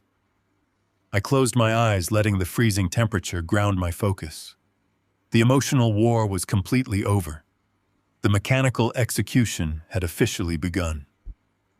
I would sit in this dark, freezing basement and patiently watch the countdown timer run out. My son was about to wire his own life away, and I was going to ensure the entire world watched him do it. The silence in the basement felt heavy, thick with the invisible machinery of the trap I had just activated. Every time I exhaled, my breath plumed in the freezing air, a white mist illuminated briefly by the weak moonlight filtering through the dirty window pane. The physical discomfort was intense, but it served as an anchor. It kept me grounded in the brutal reality of my situation. I could not afford a single moment of sentimental weakness. For decades, I had defined my life by my ability to build things that endured. I had built infrastructure meant to withstand hurricanes, earthquakes, and the relentless pressure of time. I had tried to build a family with the same dedication, pouring my love, my resources, and my patience into Brent, hoping to construct a foundation of strong, reliable character. Instead, I had inadvertently financed a hollow facade. Brent was a structure composed entirely of cheap materials and arrogant shortcuts. He had hidden his fundamental weakness behind luxury cars, designer suits, and a beautiful wife who shared his parasitic nature. The discovery of his massive gambling debts had merely exposed the rot that had always been there. The forged power of attorney and the stolen $500,000 were the first visible cracks in the plaster. The poisoned coffee and the fabricated Alzheimer documents were the sound of the support beams snapping. Now the attempted $2 million offshore wire transfer was the final catastrophic collapse. I knew the exact psychological state Brent was currently operating within. I had seen the same desperate, frantic energy in junior contractors who tried to cover up massive mistakes on a job site. When a man realizes his lies are about to be exposed, he does not slow down to assess the damage. He accelerates. He doubles down, hoping speed and audacity will somehow carry him over the chasm. Brent was sprinting toward the edge of the cliff, completely blinded by his own panic. He genuinely believed that moving the money to the Cayman Islands would solve his immediate problems with the violent bookies. He believed the offshore secrecy laws would protect him from my eventual discovery.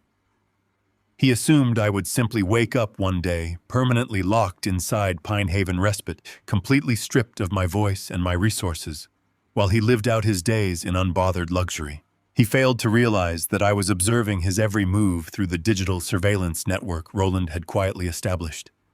Every keystroke he made, every forged document he uploaded, was being meticulously logged, time-stamped and categorized as irrefutable evidence. He was not hacking into my trust fund. He was walking willingly into a brightly lit interrogation room and handing a signed confession directly to the federal prosecutors. I stood up from the cot and began to pace the short length of the concrete floor, keeping my footsteps light to avoid alerting the predators upstairs. I needed to maintain the illusion of the broken, defeated old man for just a few more days. I had to continue enduring the freezing nights. I had to continue accepting the aggressive stray dog Vanessa had forced upon me. I had to continue surviving on the canned food hidden in the ceiling tiles, carefully avoiding whatever new chemical cocktails they might try to slip into my meals. The physical toll was significant, but the psychological clarity I had achieved was absolute armor. I was no longer a victim trapped in a basement. I was the architect of their downfall, patiently waiting for the concrete to cure. The $2 million wire transfer was scheduled to process the following morning. The domestic banking algorithms would automatically review the transaction, verify the forged digital signatures, and release the funds into the global financial network. I visualized the exact moment the money would hit the international routing system. I pictured the digital tripwire snapping tight. Roland Pierce would be sitting at his mahogany desk, watching the monitors with his team of ruthless corporate litigators. The second the transaction crossed the jurisdictional boundary, they would unleash the federal injunction. The funds would freeze in midair. The Cayman account would reject the deposit. The domestic account would be immediately locked by federal mandate. Brent would refresh his computer screen, expecting to see a zero balance transform into a $2 million salvation.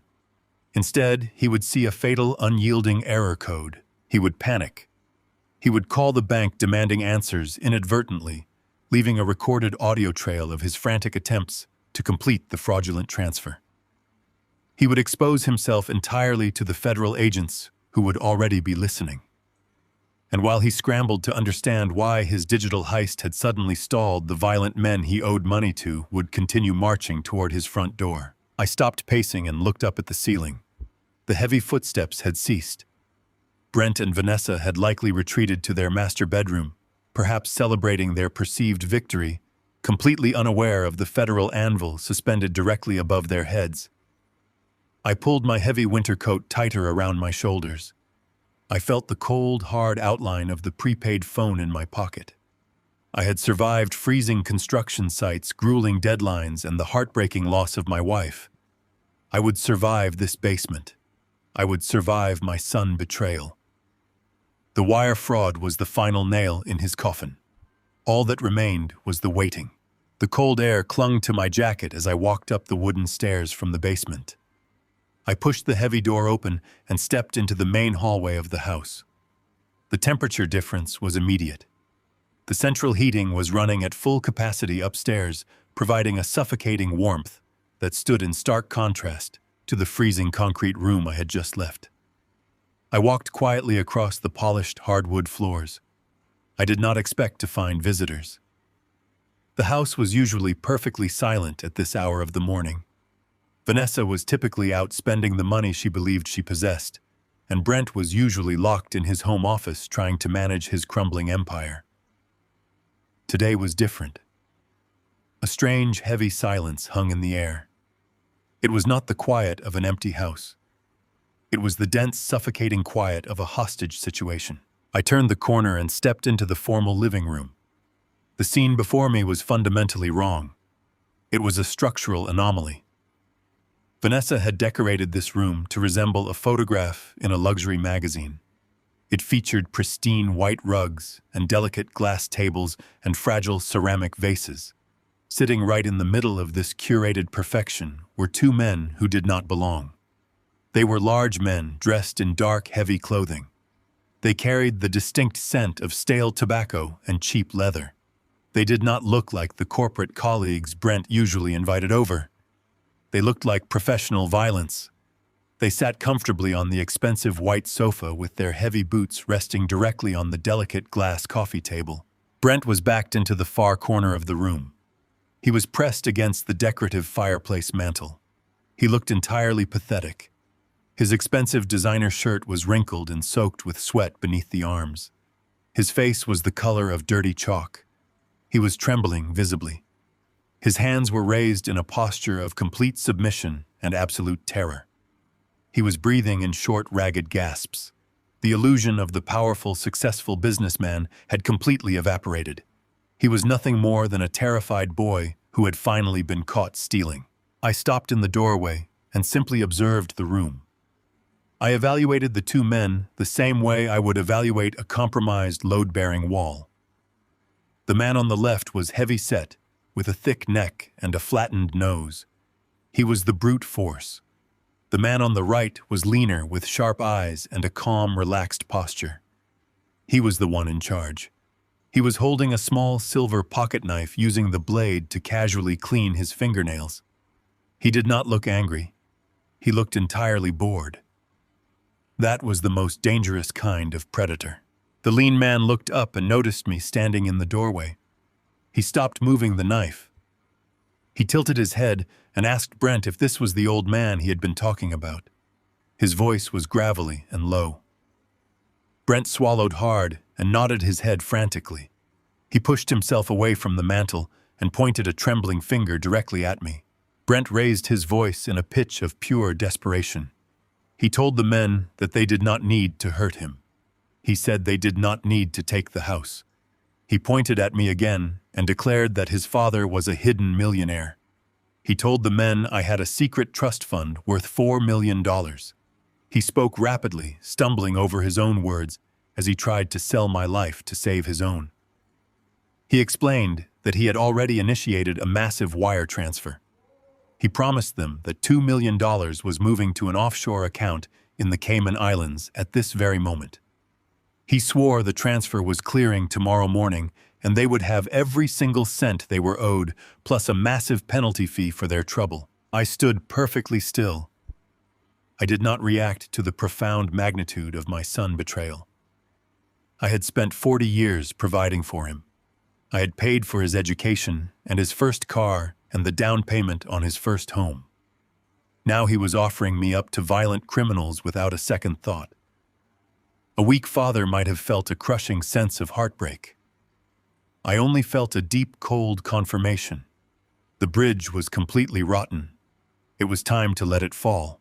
The two men slowly turned their attention away from Brent and focused entirely on me. The heavy man stood up from the white sofa. He cracked his knuckles loudly. He took 2 heavy steps toward me. He looked down at my faded corduroy jacket and my worn leather boots. He let out a low, skeptical laugh. He told his partner that I did not look like a millionaire. He said I looked like a homeless man who wandered in from the freezing street. The lean man stood up and walked toward me. He stopped 3 feet away. He looked directly into my eyes. He was searching for fear. He was used to people cowering and begging just like Brent was doing in the corner. He did not find any fear in my posture. I locked my gaze with his. I slowed my breathing. I let the ice in my veins drop my body temperature. I had stood on the edge of massive steel structures, hundreds of feet in the air, with freezing winds threatening to throw me to my death. I had negotiated with ruthless labor bosses who threatened to burn down my construction sites. 2 thugs in a suburban living room did not intimidate me. I spoke in a voice that was perfectly flat and completely devoid of emotion. I told the men that my son was a chronic and desperate liar. I stated clearly that I did not have a single dollar to my name. I explained that I lived in the freezing concrete basement of this house because I was entirely dependent on their charity. I did not blink. I told them there was no hidden trust fund and there was absolutely no wire transfer clearing tomorrow morning. I said my son was simply saying whatever he needed to say to prevent them from breaking his legs. Brent let out a strangled cry of panic from the corner. He begged me to stop talking. He screamed that I was going to get him killed. He pleaded with the men to believe him. He swore on his life that the digital transfer was already in the banking system. I did not look at Brent. I kept my eyes locked on the lean man holding the silver knife. I told the man that if my son owed them a substantial debt, they were looking at the wrong target. I slowly raised my hand and pointed around the luxurious living room. I told them they should take the expensive leather furniture. I told them they should go to the driveway and take the keys to Brent luxury sedan and Vanessa imported sports car. I pointed toward the master bedroom upstairs and told them to take the expensive jewelry and the designer clothes. I lowered my hand and looked the lean man dead in the center of his dark eyes. I told him that if all of those possessions did not cover the outstanding debt, then they should simply take Brent life. I stated that his life was entirely worthless to me anyway. The room fell into an absolute suffocating silence. Brent completely stopped breathing. The heavy man by the sofa froze with his mouth slightly open. The lean man stared at me for a very long time. He was trying to read my face to see if I was bluffing. He saw nothing but cold, hard concrete. He saw a man who had completely detached himself from the concept of familial love. A slow, genuine smile spread across the lean man's face. He let out a sharp bark of amusement. He closed his silver pocket knife with a loud click and slipped it into his dark coat. He turned his head and looked at Brent with absolute disgust. He told Brent that his old man was incredibly cold-blooded. He laughed again and said he respected a man who knew how to cut his losses. The lean man walked slowly across the white rug toward the fireplace. Brent pressed himself so hard against the brick mantel, he looked like he was trying to merge with the wall. The lean man did not raise his voice. He reached out and grabbed Brent firmly by the left wrist. Brent whimpered, but did not resist. The man unclasped the heavy luxury watch from Brent's arm. It was a solid gold timepiece worth at least $30,000. The man slipped the heavy watch into his pocket. He patted Brent roughly on the cheek. He told Brent that the watch was merely a minor down payment for their wasted time today. He leaned in close and whispered that the deadline remained entirely unchanged. He stated they would return to the house tomorrow afternoon.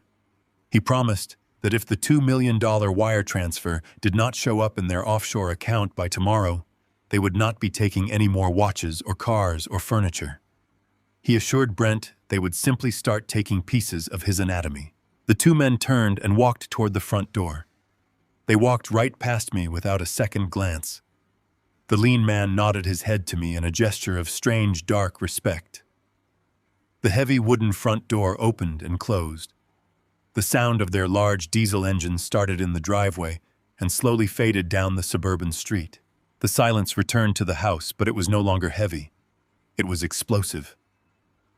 Brent remained pressed against the fireplace for several seconds. He stared at his bare left wrist, where his luxury watch used to sit.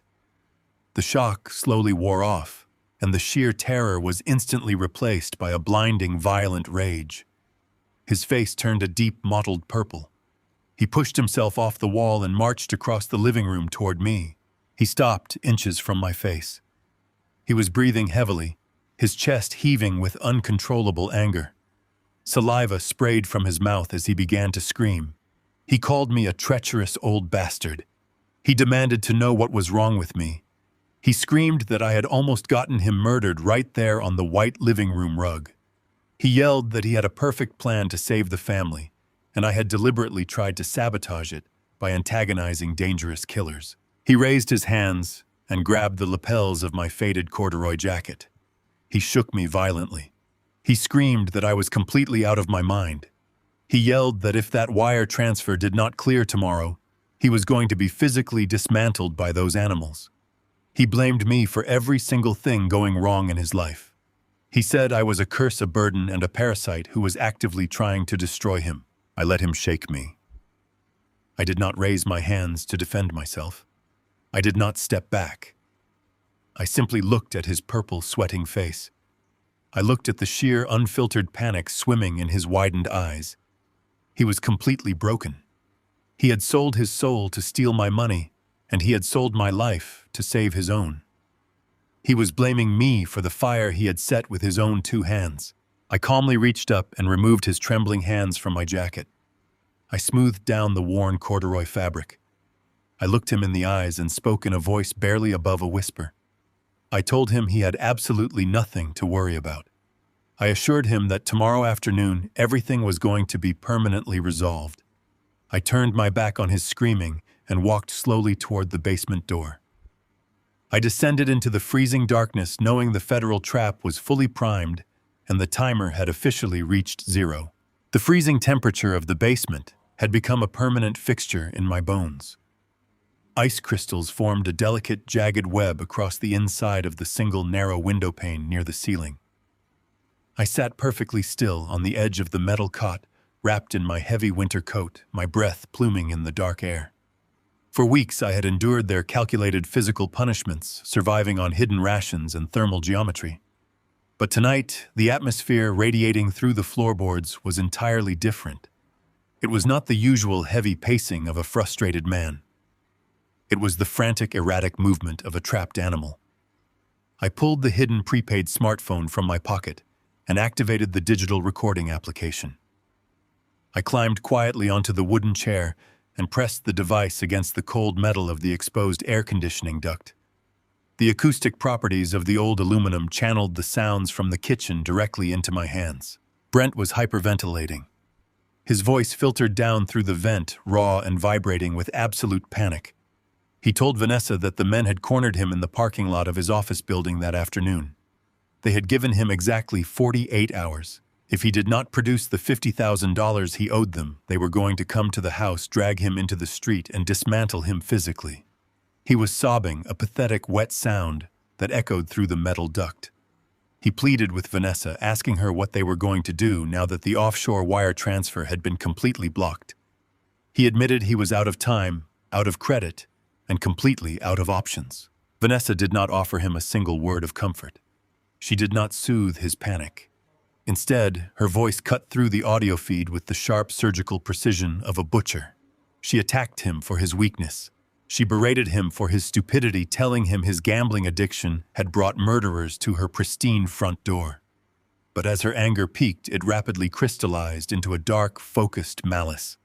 She lowered her voice, forcing Brent to stop crying and listen. The acoustics of the metal duct amplified her whisper, bringing her lethal calculation directly into my ear. She asked Brent about the old gas furnace located in the utility closet adjacent to the basement stairs. She noted that it was an archaic system installed decades ago, completely lacking modern digital safety valves or automatic shutoffs. I listened in the freezing dark as my daughter-in-law meticulously outlined a method of execution. She suggested they wait until I was asleep. They would place a heavy padlock on the outside of the thick basement door, ensuring I could not force it open. Then they would slightly open the main gas valve on the old furnace just enough to slowly fill the lower level of the house with invisible, odorless poison. Once the valve was turned, they would pack their bags and drive away in the middle of the night. They had a weekend retreat planned at a coastal spa resort, a trip booked months in advance that would provide them with a flawless, documented alibi. They would stay at the resort, take photographs, interact with the staff, and return on Sunday evening. Upon arriving home, they would call the emergency services, acting like devastated, horrified children who had discovered a tragic accident. They would tell the police that an old man with failing senses and severe dementia had wandered into the utility closet, confused the valves, and made a fatal, unavoidable mistake. Brent hesitated. His voice trembled as he pushed back against the plan. He did not object out of moral horror. He did not object out of love for his father. He stammered because he was terrified of the criminal investigation. He asked what would happen if the police found out they had locked the door or if the fire marshal determined the valve had been intentionally tampered with. He was entirely consumed by the fear of getting caught. Vanessa silenced his cowardice with a single venomous reminder. she brought up the life insurance policy. She detailed a comprehensive accidental death policy they had secretly taken out on my life 2 years ago, back when my wife was still alive, and I was willingly signing stacks of blank legal documents Brent claimed were for tax purposes. She reminded him that he was the sole beneficiary of an incredibly lucrative payout. The policy contained a specific rider that doubled the financial compensation in the event of an accidental death occurring within the home. She told her husband it was the only viable path left to them. The hidden trust fund was permanently frozen by federal auditors, but a major insurance company would process an accidental death claim within a matter of weeks. She assured him the bookies would eagerly accept a legally binding promissory note backed by a guaranteed $1 million insurance payout. She presented the murder of his father not as a tragedy, but as a clean, efficient business transaction that would instantly erase his debts and secure their luxurious lifestyle indefinitely. A heavy, suffocating silence fell over the kitchen above me. The entire house seemed to hold its breath. I kept the phone pressed against the metal duct, recording the absolute quiet. I waited for my son to defend me. I waited for a single shred of humanity, a final spark of the boy I had taught to throw a baseball, the young man I had proudly watched graduate from university. I waited for him to reject the slaughter of the man who had provided everything he possessed. Instead, I heard the sound of a deep, shaking exhale. Brent's voice drifted down through the vent, devoid of any remaining warmth or hesitation. He simply said yes. He agreed. He told his wife to go pack the luggage for their coastal trip while he went to the hardware store to purchase a heavy-duty padlock for the basement door. He agreed to murder his own father to cover his debts and maintain his facade of wealth. I lowered my arm. I stopped the recording application. I watched the digital screen as the audio file compressed and silently uploaded to my secure, encrypted cloud server. The physical evidence of their conspiracy was now permanently immortalized, safely stored miles away from this house. In that exact moment, sitting in the freezing dampness of the concrete room, a profound and permanent transformation occurred within my chest. The father who had hoped to somehow salvage his son completely ceased to exist. The man who had spent months enduring psychological torture, desperately clinging to the illusion of a family bond, was entirely gone. The emotional connection did not shatter with a dramatic explosion of grief or a blinding flash of rage. It simply turned to ash and blew away in the winter draft. I felt absolutely no sorrow. I felt no anger. I felt nothing but the cold, sterile clarity of an engineer surveying a critically flawed and dangerous structure. The foundation was utterly rotten. The materials were entirely compromised. The building had to be brought down. I moved with absolute, silent precision. Panic and haste are the enemies of flawless execution. I stepped back onto the wooden chair and reached up toward the drop ceiling. I carefully pushed the acoustic tile aside, sliding my hand past the hidden cans of food and the plastic bottles of distilled water. I reached deep into the dark cavity until my fingers brushed against a heavy waterproof canvas envelope. I pulled it down into the dim light of the basement. Inside the envelope were the essential blueprints of my identity and my wealth. It contained my original birth certificate, my valid passport, the unencumbered deed to the marital home they believed they owned, and the complex cryptographic banking keys that proved my absolute ownership of the $4 million offshore trust. I opened a small dark nylon backpack I had kept folded beneath my mattress. I slid the waterproof envelope inside. I methodically packed a change of heavy thermal clothing, my prescribed blood pressure medication, and a secondary prepaid phone charger. I left everything else exactly where it was. I left the thin, worn blanket rumpled on the narrow metal cot. I left a half-eaten can of cold soup sitting on the battered nightstand. I left the heavy boots positioned near the wall. I left the perfect, meticulously crafted illusion of a trapped, defeated, and compliant old man waiting to be executed. I zipped the nylon backpack closed and slung it over my shoulder. The house above me had grown entirely quiet. Brent had likely departed for the hardware store to purchase the lock that would seal my tomb and Vanessa was upstairs packing her designer luggage for their alibi vacation. They were dreaming of their impending wealth, completely unaware that the man they planned to bury was already gone. I walked toward the heavy wooden door at the top of the basement stairs. I gripped the brass handle and turned it with a slow, deliberate motion, ensuring the internal mechanism made no sound. I pushed the door open and stepped into the dark, heated hallway of the main house. The air smelled of expensive candles and polished wood. I moved through the shadows with the silent confidence of a ghost. I passed within feet of the hallway leading to the master bedroom. I felt absolutely no urge to confront Vanessa or wait for Brent to return. Confrontation is a useless emotional indulgence. I required only absolute results. I navigated the dark kitchen, stepping around the marble island where they had just plotted my asphyxiation.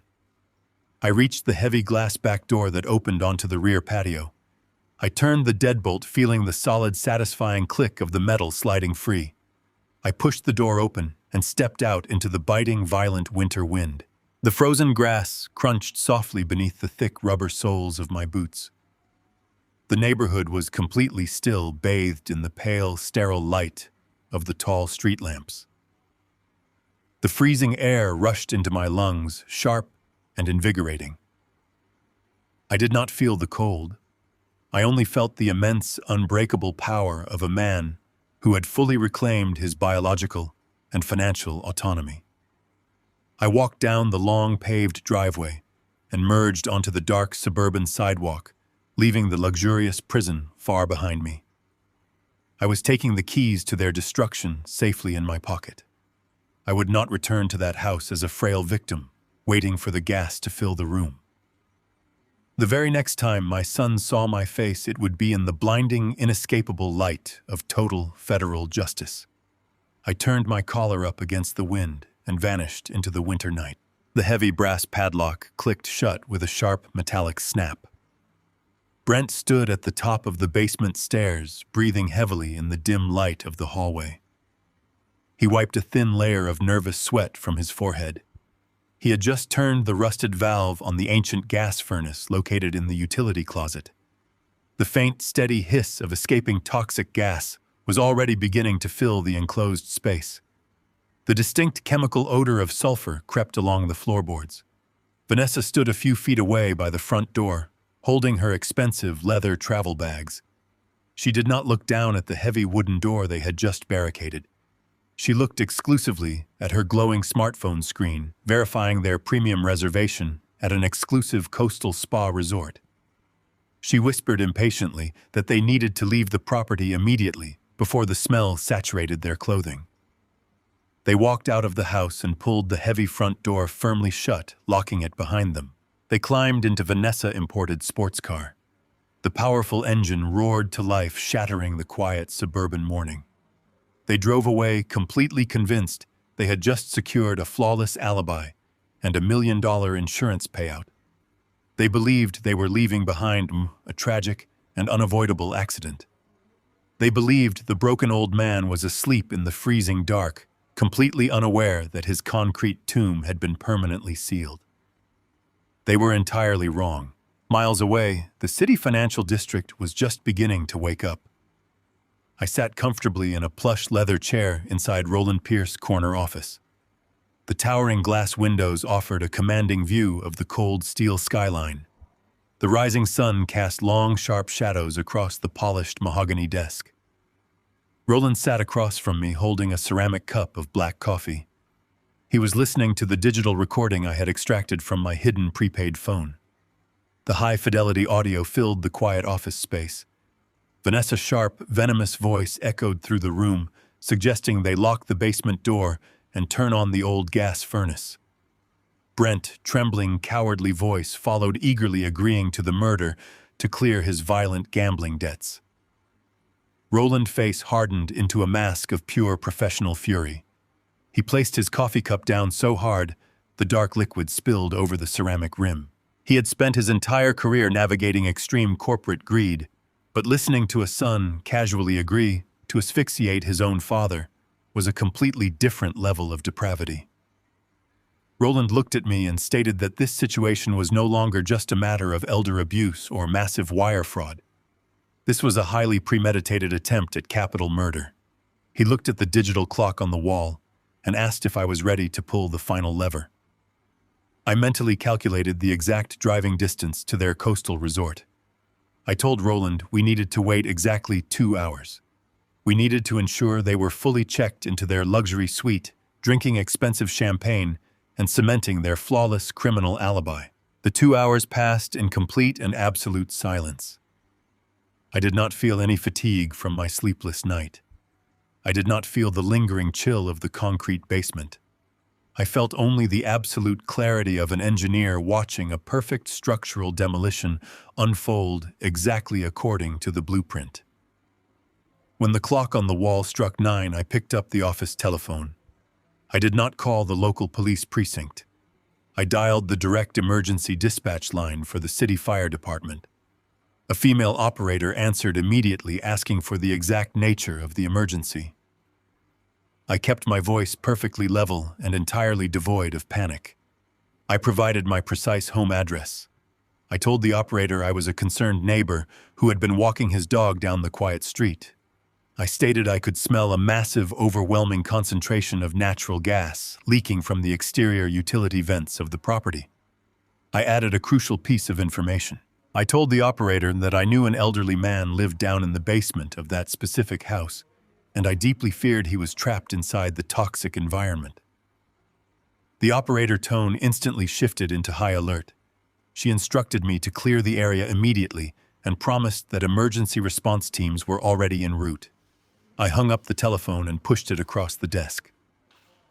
Roland opened his secure laptop and began drafting the civil and criminal liability briefs.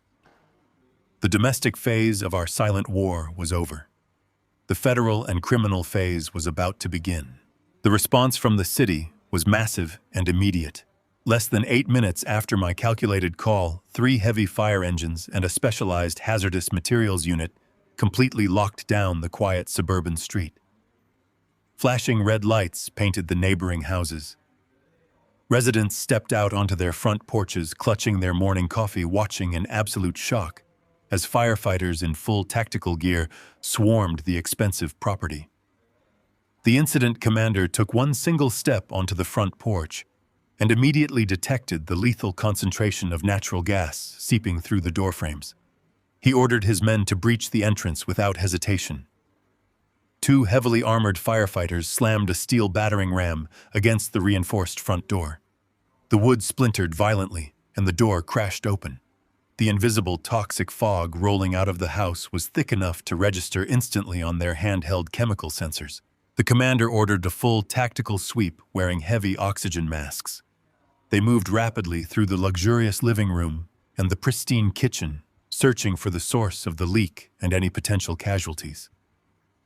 They reached the hallway utility closet and found the rusted valve of the old furnace cranked completely open. A firefighter immediately wrenched it shut, cutting off the lethal flow of gas. The secondary rescue team moved to secure the lower level of the house. They found the heavy wooden door leading to the basement stairs. They shined their tactical flashlights on the brass padlock, securing the metal latch. The incident commander stared at the lock as a cold, terrifying realization washed over the emergency responders.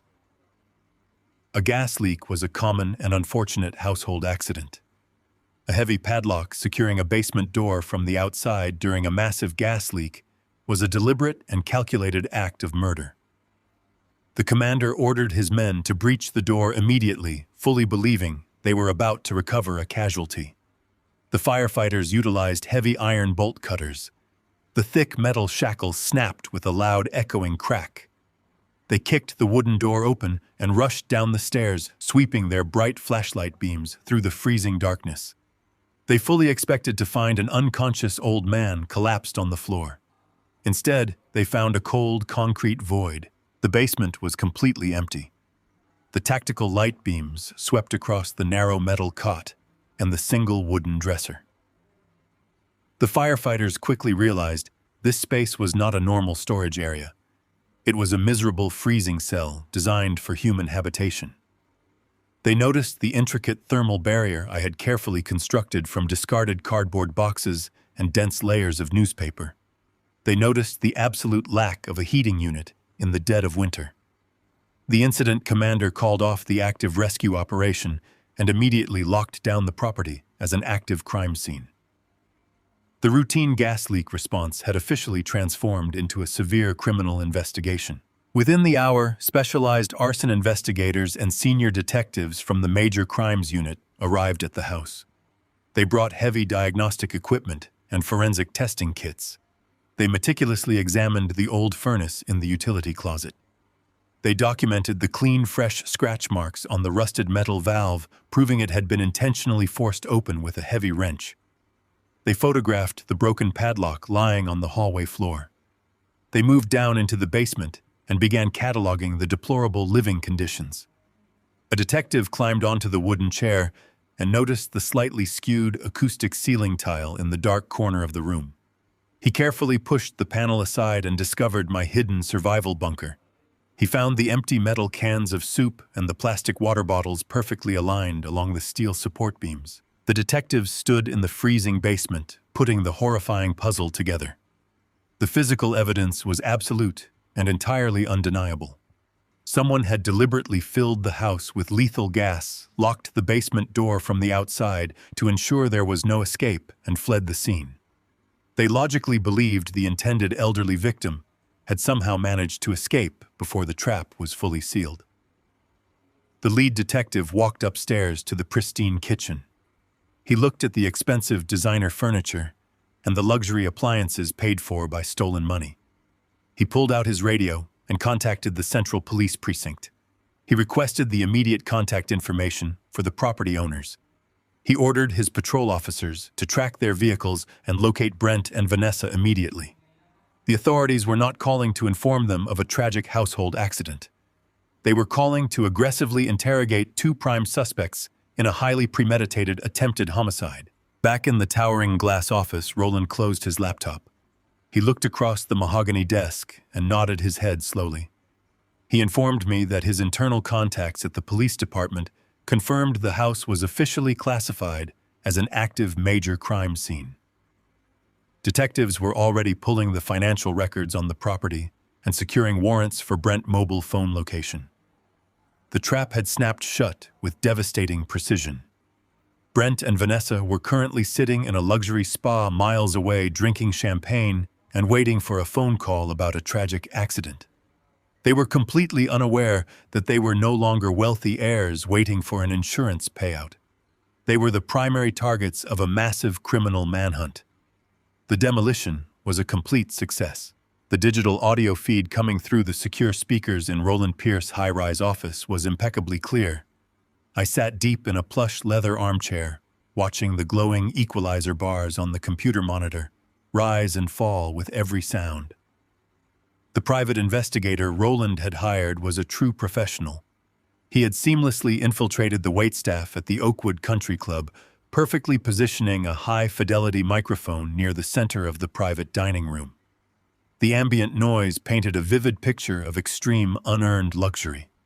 I could hear the delicate clinking of crystal champagne flutes, the soft scraping of silver forks against porcelain plates, and the low murmuring of affluent conversation.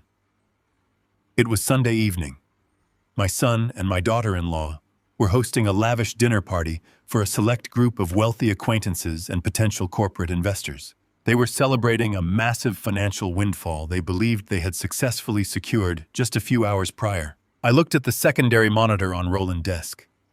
It displayed a sequence of high-resolution photographs the investigator had discreetly transmitted throughout the evening. Brent was standing at the head of a long, polished mahogany table. He was wearing a brand-new bespoke charcoal suit that hugged his shoulders perfectly. I knew immediately he had purchased it on credit heavily, relying on the phantom millions he thought were currently resting in his bank account. Vanessa sat beside him, wearing a deeply elegant black silk dress. She projected the flawless image of a grieving but remarkably resilient socialite. Her posture was perfectly calculated to draw sympathy and admiration from the investors sitting around the table.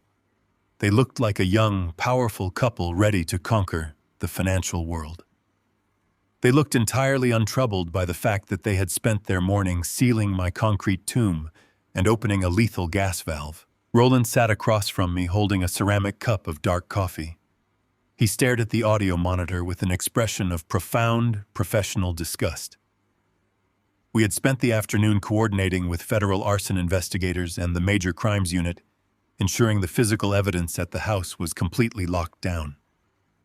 We knew exactly what Brent and Vanessa had done. Now we were sitting in the quiet isolation of the corporate tower, listening to them build an elaborate psychological monument to their own sociopathy. The audio feed suddenly grew quiet. The low hum of conversation faded away as Brent tapped his crystal champagne flute with a silver spoon. The sharp ringing sound commanded the attention of the room. I leaned forward slightly, resting my calloused hands on my knees. I wanted to hear every single syllable of the performance. I wanted to analyze the structural integrity of his lies. Brent cleared his throat. His voice drifted out of the speakers, carrying a heavy manufactured melancholy. He thanked the wealthy guests for attending the dinner on such incredibly short notice. He told them he had debated canceling the event entirely because his family had suffered a profound and unimaginable tragedy earlier that very afternoon. He paused, letting the silence stretch across the dining room for maximum theatrical effect. He took a slow, shaky breath that sounded perfectly rehearsed. He told the room that the local authorities had contacted him just hours ago while he and Vanessa were arriving at their coastal spa retreat. He stated that a terrible, unforeseen accident had occurred at their home. He lowered his voice, injecting it with a tremulous sorrow. He told the investors that his elderly father had tragically passed away in a house fire caused by a massive gas leak. A collective gasp echoed through the audio feed. Several guests murmured their immediate shock and deepest condolences. Brent raised a hand, humbly accepting their sympathy, while gently waving it away to maintain his stoic facade. He continued weaving his dark tapestry of absolute fiction. He told the room that my mind had been rapidly deteriorating over the past 6 months. He painted a picture of a confused, violent, and deeply tragic old man who had completely lost his grip on reality.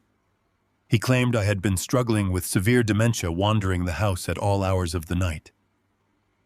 He stated it was obvious to the authorities that I must have wandered into the basement utility closet in a state of deep confusion and accidentally tampered with the rusted valves on the old furnace. Vanessa chimed in perfectly on cue. Her voice was soft and thick with fabricated tears. She told the guests how incredibly difficult it had been for them to watch a great man lose his dignity. She spoke about the endless, sleepless nights they had spent caring for me, trying desperately to keep me safe from my own failing mind. She dabbed her eyes and whispered that while the accident was utterly devastating, they were trying to find peace in the knowledge that my suffering was finally over. She called it a tragic but necessary mercy. She said I was finally resting in a better place, entirely free from the prison of my dementia. I sat in the leather chair and listened to my son and his wife publicly mourn my suffocating death. I did not feel a single trace of anger. I did not feel any lingering sorrow or paternal betrayal. Those emotions had completely burned away, leaving only the cold, sterile ash of absolute clarity. I listened to Brent's performance the same way I would listen to a junior contractor, trying to explain why a steel beam failed a stress test. I noted the weak points, the forced inflections, and the sheer arrogant assumption that he controlled the narrative. He actually believed he had committed the perfect crime. He believed he could walk away from a murder scene, drive to a luxury resort, and immediately host a dinner party without a single consequence. The level of detachment was staggering. Brent seamlessly transitioned the conversation from fake grief to ruthless corporate ambition. He told the room that tragedy has a way of clarifying a man's purpose. He stated that his father was a hard-working man who would have wanted him to push forward, to be resilient, and to secure the future of his own family. He raised his champagne glass to the ceiling, offering a mock salute to my memory. The guests raised their glasses in solemn agreement, entirely captivated by his performance. Once the toast was complete, Brent pivoted directly to business. His tone shifted, shedding the heavy sorrow and replacing it with the sharp, confident cadence of a salesman closing a massive deal. He addressed the potential investors sitting around the table. He assured them that despite the horrific events of the day, he remained completely committed to their upcoming real estate and development ventures. He heavily implied that the tragic accident had triggered a massive influx of sudden capital. He spoke vaguely but confidently about a large unexpected inheritance and the immediate payout of comprehensive life insurance policies. He told the investors that this sudden liquidity would allow him to heavily back their new projects, ensuring massive returns for everyone involved. He was selling shares in my murder. He was actively using the insurance money he believed he was collecting from my asphyxiation to buy his way into their exclusive financial circles. He was trying to wash the blood off his hands by immediately converting it into corporate equity. He smiled and laughed with the guests, absorbing their praise for his incredible strength and unwavering dedication to his business. He was intoxicated by his own deception. Roland shook his head slowly, staring at the audio monitors. He remarked quietly that he had seen men go to prison for a very long time for stealing corporate funds, but he had never witnessed a man so eager to build an entire social empire on the freshly dug grave of his own father. He noted that Brent was not just a criminal. He was a severe liability to anyone breathing the same air as him. I looked away from the audio equalizer and turned my attention to the large muted television screen mounted on the far wall of the office. Roland had connected it to a secure encrypted stream provided by the lead arson investigator. The screen displayed a live, silent video feed of the exterior of Brent's suburban house. The contrast between the two monitors was absolutely profound. Through the audio feed, I could hear the clinking of expensive crystal and the cheerful, arrogant laughter of my son, celebrating his newfound wealth. Through the silent video feed, I watched as federal agents in dark windbreakers moved methodically across the frost-covered lawn of the crime scene. Powerful halogen work lights illuminated the breached front door. Forensic technicians in white protective suits were carrying heavy evidence bags out of the house. I watched a detective carefully document the broken brass padlock they had retrieved from the basement stairwell. I watched another agent secure the financial documents and the forged medical evaluations Brent had carelessly left on his home office desk. The authorities were completely dismantling the physical reality of Brent Perfect Crime while he was busy selling the fictional version to his wealthy friends. The police knew the gas leak was intentional. They knew the basement door had been maliciously barricaded from the outside. They knew the intended victim had somehow vanished before the trap was sealed. They had already pulled the cellular location data proving Brent and Vanessa were the last people inside the house before the gas line was compromised. The dinner party was continuing effortlessly. Vanessa was describing her upcoming plans to remodel the house once the insurance company cleared the damage. Brent was eagerly discussing profit margins and offshore tax shelters, completely unaware that the offshore wire transfer he had initiated earlier that morning had already been flagged, isolated, and reported to the Federal Banking Commission. He believed he was the smartest man in the room, holding all the winning cards. He did not realize the table he was playing on had already been repossessed. I reached out and pressed a button on the keyboard, muting the audio feed from the country club. The sudden silence in Roland's office was heavy and final. I had heard enough. The structural assessment was completely finished. The building was hollow, rotting, and fully condemned. There was nothing left to observe or analyze. Brent had proudly confessed his motives, his methods, and his absolute lack of remorse to a room full of witnesses, while a hidden microphone captured every single breath. I leaned back in the plush leather chair and looked at Roland. I told him it was time to let the authorities finish their work. The celebration of lies was over, and tomorrow the absolute crushing reality of the truth was going to arrive at Brent's front door. The heavy mahogany doors of the private dining room at the Oakwood Country Club stood tall and imposing. Behind them, the muffled sounds of clinking crystal and polite laughter painted a picture of absolute privilege. I stood in the carpeted hallway and adjusted the cuffs of my bespoke charcoal suit. The fabric felt foreign but necessary. It was the armor of a man who had reclaimed his power. Roland Pierce stood to my right, radiating cold corporate efficiency. To my left stood two federal agents wearing dark suits and severe expressions. We did not speak. The time for planning had ended. The time for execution had arrived.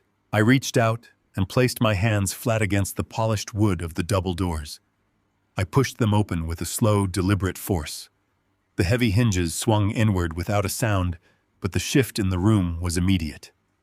The warm air smelled of expensive roasted meats and imported perfumes. A long table occupied the center of the room, surrounded by wealthy investors and local socialites. They were dressed in their finest evening wear, completely captivated by the man standing at the head of the table. Brent was mid-sentence. He was wearing his brand-new tailored suit and holding a crystal flute filled with golden champagne. His face was flushed with the intoxicating thrill of his own lies. He was basking in the sympathetic gazes of his audience. Then his eyes drifted toward the open doorway. The transformation was instantaneous and absolute.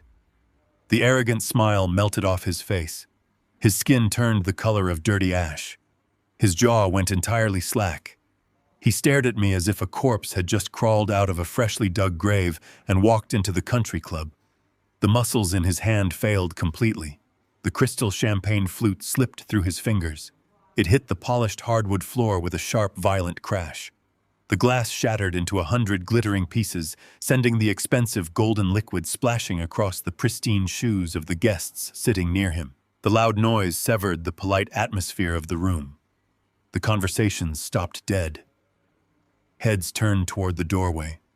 Vanessa was sitting to the right of her husband, holding a linen napkin to her face to simulate tears of grief. She lowered the napkin and followed the gaze of the guests. A strangled, guttural gasp tore from her throat. She pushed herself back in her chair so violently that the wooden legs scraped loudly against the floor. Her hands flew to her mouth. Her eyes widened in absolute, unadulterated terror. She recognized the two federal agents standing behind me, and she instantly understood that her coastal alibi had collapsed. I stepped into the dining room. My posture was perfectly straight. I did not walk like the frail, freezing old man they had locked in a concrete basement. I walked with the steady, measured pace of an architect inspecting a condemned building. The guests parted instinctively as I moved down the length of the long table. They looked from me to Brent and back again. Confusion rippled through the wealthy crowd. They had just spent the last hour listening to a tragic tale about my accidental death in a horrific house fire.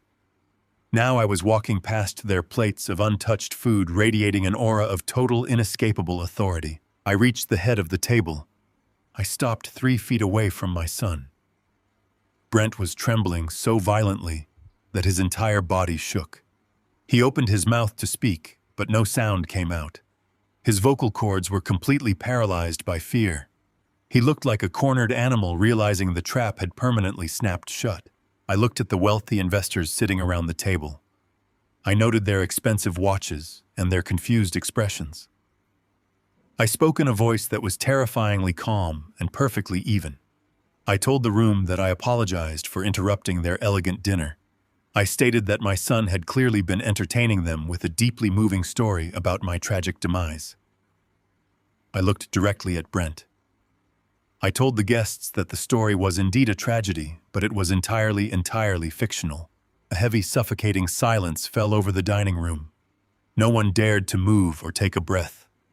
I kept my voice perfectly level, ensuring every single syllable carried to the back of the room.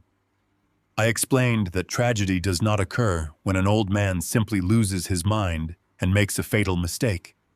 True tragedy occurs when a son decides his father is nothing more than an obstacle to his own greed. I turned my attention to the prominent investor sitting closest to me. I knew this man was the primary target for Brent fake corporate expansion. I told the investor that my son was not a brilliant businessman seeking capital for legitimate real estate ventures. I stated clearly that my son was a desperate, bankrupt gambling addict who owed violent men a massive sum of money. Brent let out a pathetic, whining sound. He raised his hands defensively and begged me to stop talking in front of his colleagues. He pleaded with me to step outside into the hallway so we could discuss this privately. I ignored his begging completely. I did not break eye contact with the investors. I detailed the exact mechanics of his financial crimes. I explained how Brent had quietly forged legal documents over the course of several months. I told the room how he had created a fraudulent power of attorney to bypass the security measures on my domestic bank accounts. I explained how he had systematically drained $500,000 of my liquid assets to temporarily silence the illegal bookies who were threatening to break his legs. I watched the faces of the investors contort with profound disgust. The men who had been toasting his resilience mere moments ago were now looking at him like he was a diseased rat. Vanessa tried to stand up from her chair. She looked frantically toward the exit, calculating her chances of escaping the room. Roland Pierce stepped forward and blocked her path with his imposing frame. He instructed her to remain seated. The two federal agents moved silently into the room, positioning themselves firmly behind Brent and Vanessa. The physical reality of their impending arrest settled over the table. I turned my gaze to Vanessa. She shrank back into her seat, trembling under the weight of my scrutiny.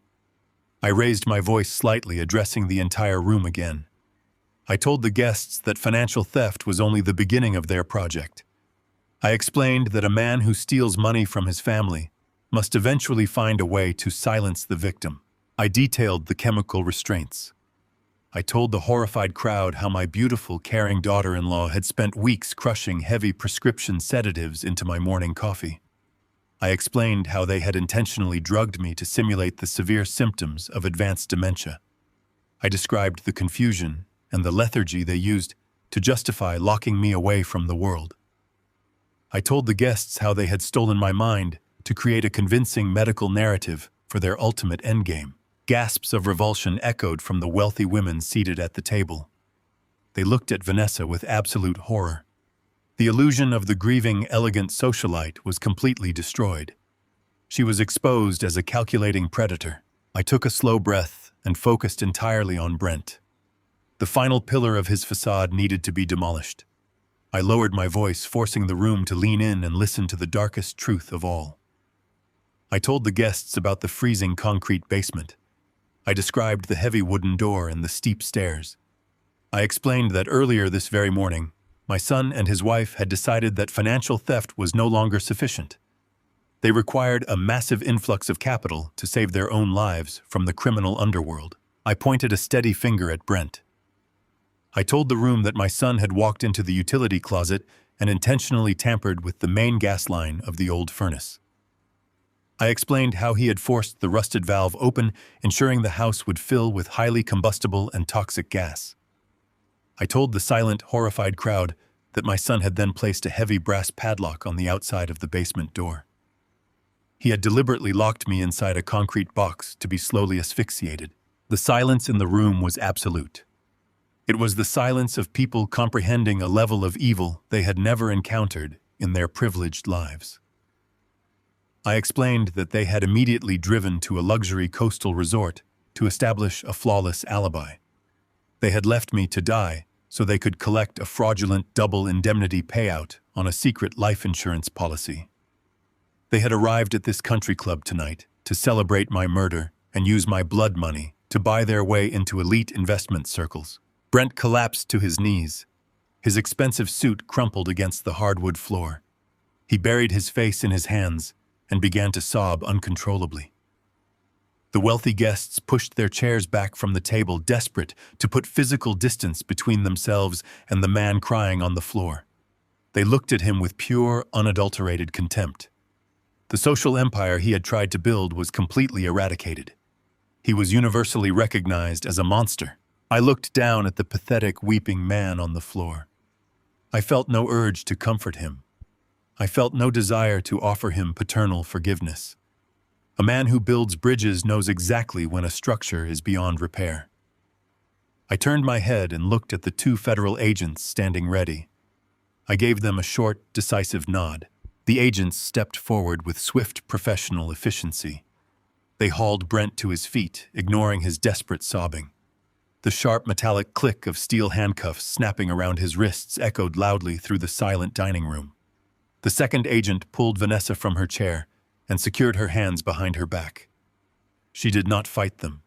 She simply stared at the floor, her face devoid of all color and hope. I stood at the head of the table and watched the federal agents march my son and my daughter-in-law out of the private dining room. The heavy mahogany doors swung shut behind them, leaving me alone with the shocked and silent guests. I adjusted the cuffs of my charcoal suit. The demolition was entirely complete. The toxic structure had been leveled to the ground, and the site was finally clear. I turned and walked out of the room, leaving the shattered champagne glass and the ashes of their lies behind me. The lead federal agent stepped forward from the shadows of the doorway. He moved with the heavy, inevitable momentum of a falling avalanche. He did not raise his voice, but the sheer authority in his tone commanded the absolute silence of the dining room. He addressed my son directly. He stated that the $2 million wire transfer Brent had initiated that morning had never reached the Cayman Islands. He explained that the Federal Banking Commission had flagged the routing numbers weeks ago. The agent looked at the terrified man in the bespoke suit and informed him that the moment his finger pressed the digital authorization key, he had committed a massive act of international wire fraud. The second agent moved to flank Vanessa. He pulled a thick stack of folded documents from his inner jacket pocket. He told the room that federal investigators were currently standing inside the suburban home. He listed the evidence they had already cataloged and secured. He mentioned the rusted gas valve that had been intentionally wrenched open with a heavy tool. He described the heavy brass padlock that had been placed on the exterior latch of the basement door. He then read the policy number of the comprehensive life insurance contract they had secretly purchased 2 years prior. He stated that the combination of these elements elevated their crimes far beyond simple financial theft. They were officially being charged with conspiracy to commit insurance fraud, attempted arson, and the highly premeditated attempted murder of a family member. The agent looked Brent directly in the eyes and delivered the final crushing blow. He stated that because the financial crimes crossed international borders and involved domestic terrorism elements through the use of combustible gas, the state prosecution was completely superseded. They were facing federal indictments.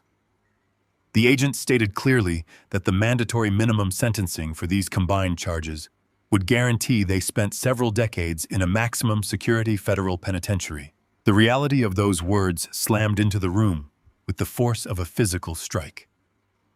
The wealthy investors and socialites who had been drinking champagne just minutes ago physically recoiled. They pushed their heavy wooden chairs back from the mahogany table, scraping loudly against the polished floor. They wanted absolutely no proximity to the toxic criminals standing in their midst. The social empire Brent had desperately tried to construct evaporated completely into thin air. The first agent reached to his belt and withdrew a pair of heavy steel handcuffs. He grabbed Brent by the shoulder and spun him around roughly. Brent did not resist. His entire body had gone completely limp. The sharp, metallic click of the steel jaws ratcheting around his wrists echoed through the high ceilings of the country club. It was the sound of a life permanently ending. The second agent grabbed Vanessa by the arm. She let out a piercing, strangled scream as the cold metal locked around her delicate wrists. The illusion of the elegant, grieving daughter-in-law shattered into a million jagged pieces. Vanessa dropped to her knees on the expensive carpet. Her pristine silk dress tangled around her legs. She looked up at me with tears streaming down her face, ruining her perfect makeup. She began to beg with a frantic, breathless desperation. She screamed my name, pleading for mercy. She swore to me that none of this was her idea. She pointed her cuffed hands toward her husband and declared that Brent had forced her to participate. She claimed he was a violent monster who had manipulated her into compliance. She was willing to completely destroy the man she married if it bought her a single ounce of leniency. I looked down at her and felt absolutely nothing. I remembered the cold, acoustic resonance of the basement air duct. I remembered listening to her calm, surgical voice suggesting they use the old furnace and the padlock. I remembered the venom in her tone as she called me an unbearable burden. I simply stared at her weeping face until she realized her performance was entirely useless. Her cries turned into pathetic, broken whimpers. Brent was hyperventilating so hard, his chest heaved against his expensive, tailored suit. He fell to his knees beside his wife. He looked up at me with wide, terrified eyes. He had completely reverted to the frightened little boy who used to break windows and lie about the damage. He cried like a child. He begged me to tell the agents to stop. He pleaded with me to protect him. He called me Dad and swore that he loved me. He promised he would pay back every single cent of the stolen money if I would just make the federal authorities go away. He was begging for salvation from the very man he had tried to asphyxiate in the dark just a few hours prior. I stood at the head of the table and looked at the two of them kneeling on the floor.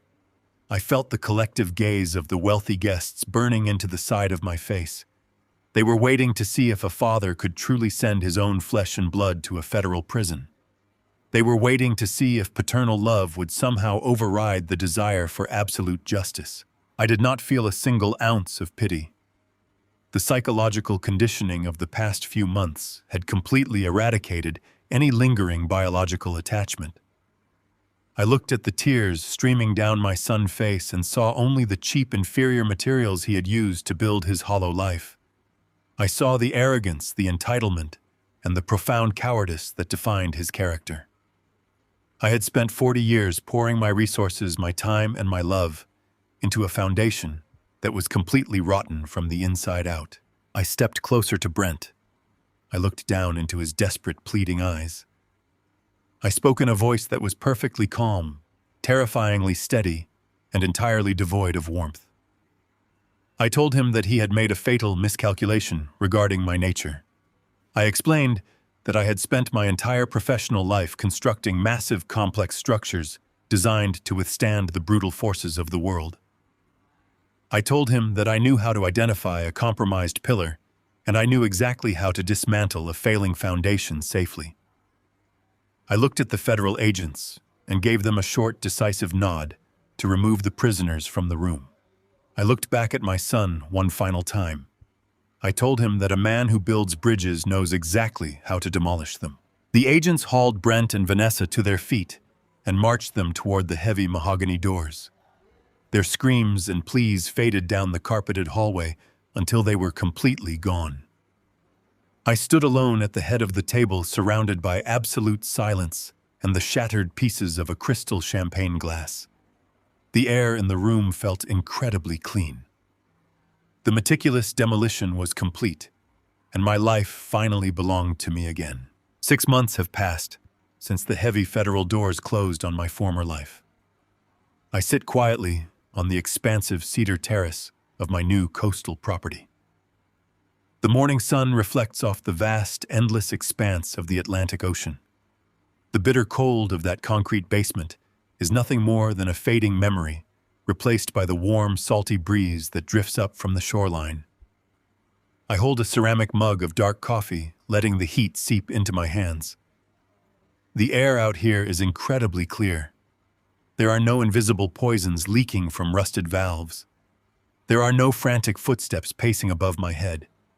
There is only the rhythmic, eternal sound of the waves breaking against the rocks below. The federal justice system operates with the exact same merciless efficiency as gravity. Brent and Vanessa learned that lesson the hard way. They are currently wearing standard-issue uniforms residing in separate federal penitentiaries. The judge did not care about the desperate, tearful apologies from my son or the fabricated claims of emotional manipulation from my daughter-in-law. The forged signatures, the stolen funds, and the attempted insurance fraud were irrefutable structural failures in their defense. They were both handed mandatory minimum sentences of 20 years. They will spend the next 2 decades staring at concrete walls completely stripped of the luxury and status they were willing to kill for. The $500,000 they originally managed to drain from my domestic accounts was eventually fully recovered by the banking commission. I did not keep a single cent of it. I instructed Roland to transfer the entire sum directly to a national organization dedicated to protecting the elderly from financial exploitation and domestic abuse. That money was tainted by greed. I refuse to let it contaminate my new foundation. Instead, it will serve as a shield for others who find themselves trapped in their own homes, manipulated by the people they trust the most. There was, however, one final financial transaction I needed to execute. Monica, the young bank teller, who had quietly risked her own career to slip me that initial warning note, deserved more than just a simple expression of gratitude.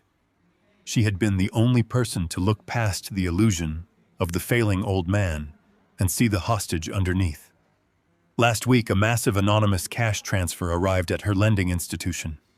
Her crushing student loan debt was paid off entirely, down to the very last dollar. It was a small structural reinforcement for someone who actually possessed a strong moral foundation. I take a slow, deep sip of my coffee and lean back in my chair. The conflict is completely over. The wreckage of the past has been cleared away. I accept the painful reality that I lost my only son a long time ago, long before the federal agents placed him in handcuffs. But in the process of tearing down his toxic facade, I managed to reclaim my own life. I built a new sanctuary far away from the lies and the greed. The architecture of my remaining years belongs entirely to me, and the view from up here is absolutely beautiful. The lesson learned from this entire ordeal is that greed fundamentally blinds people to their own vulnerabilities. Brent and Vanessa believed that wealth and status made them untouchable. They assumed that because they viewed me as weak and disposable, I would simply accept my fate without resistance. They failed to realize that silence is rarely a sign of submission. Often, silence is the sound of a person meticulously gathering evidence and building an inescapable trap. They surrendered their humanity for money, and in doing so, they handed me the exact tools required to dismantle their entire lives. Take a moment to evaluate the relationships in your own life and ensure they are built on genuine respect rather than quiet exploitation.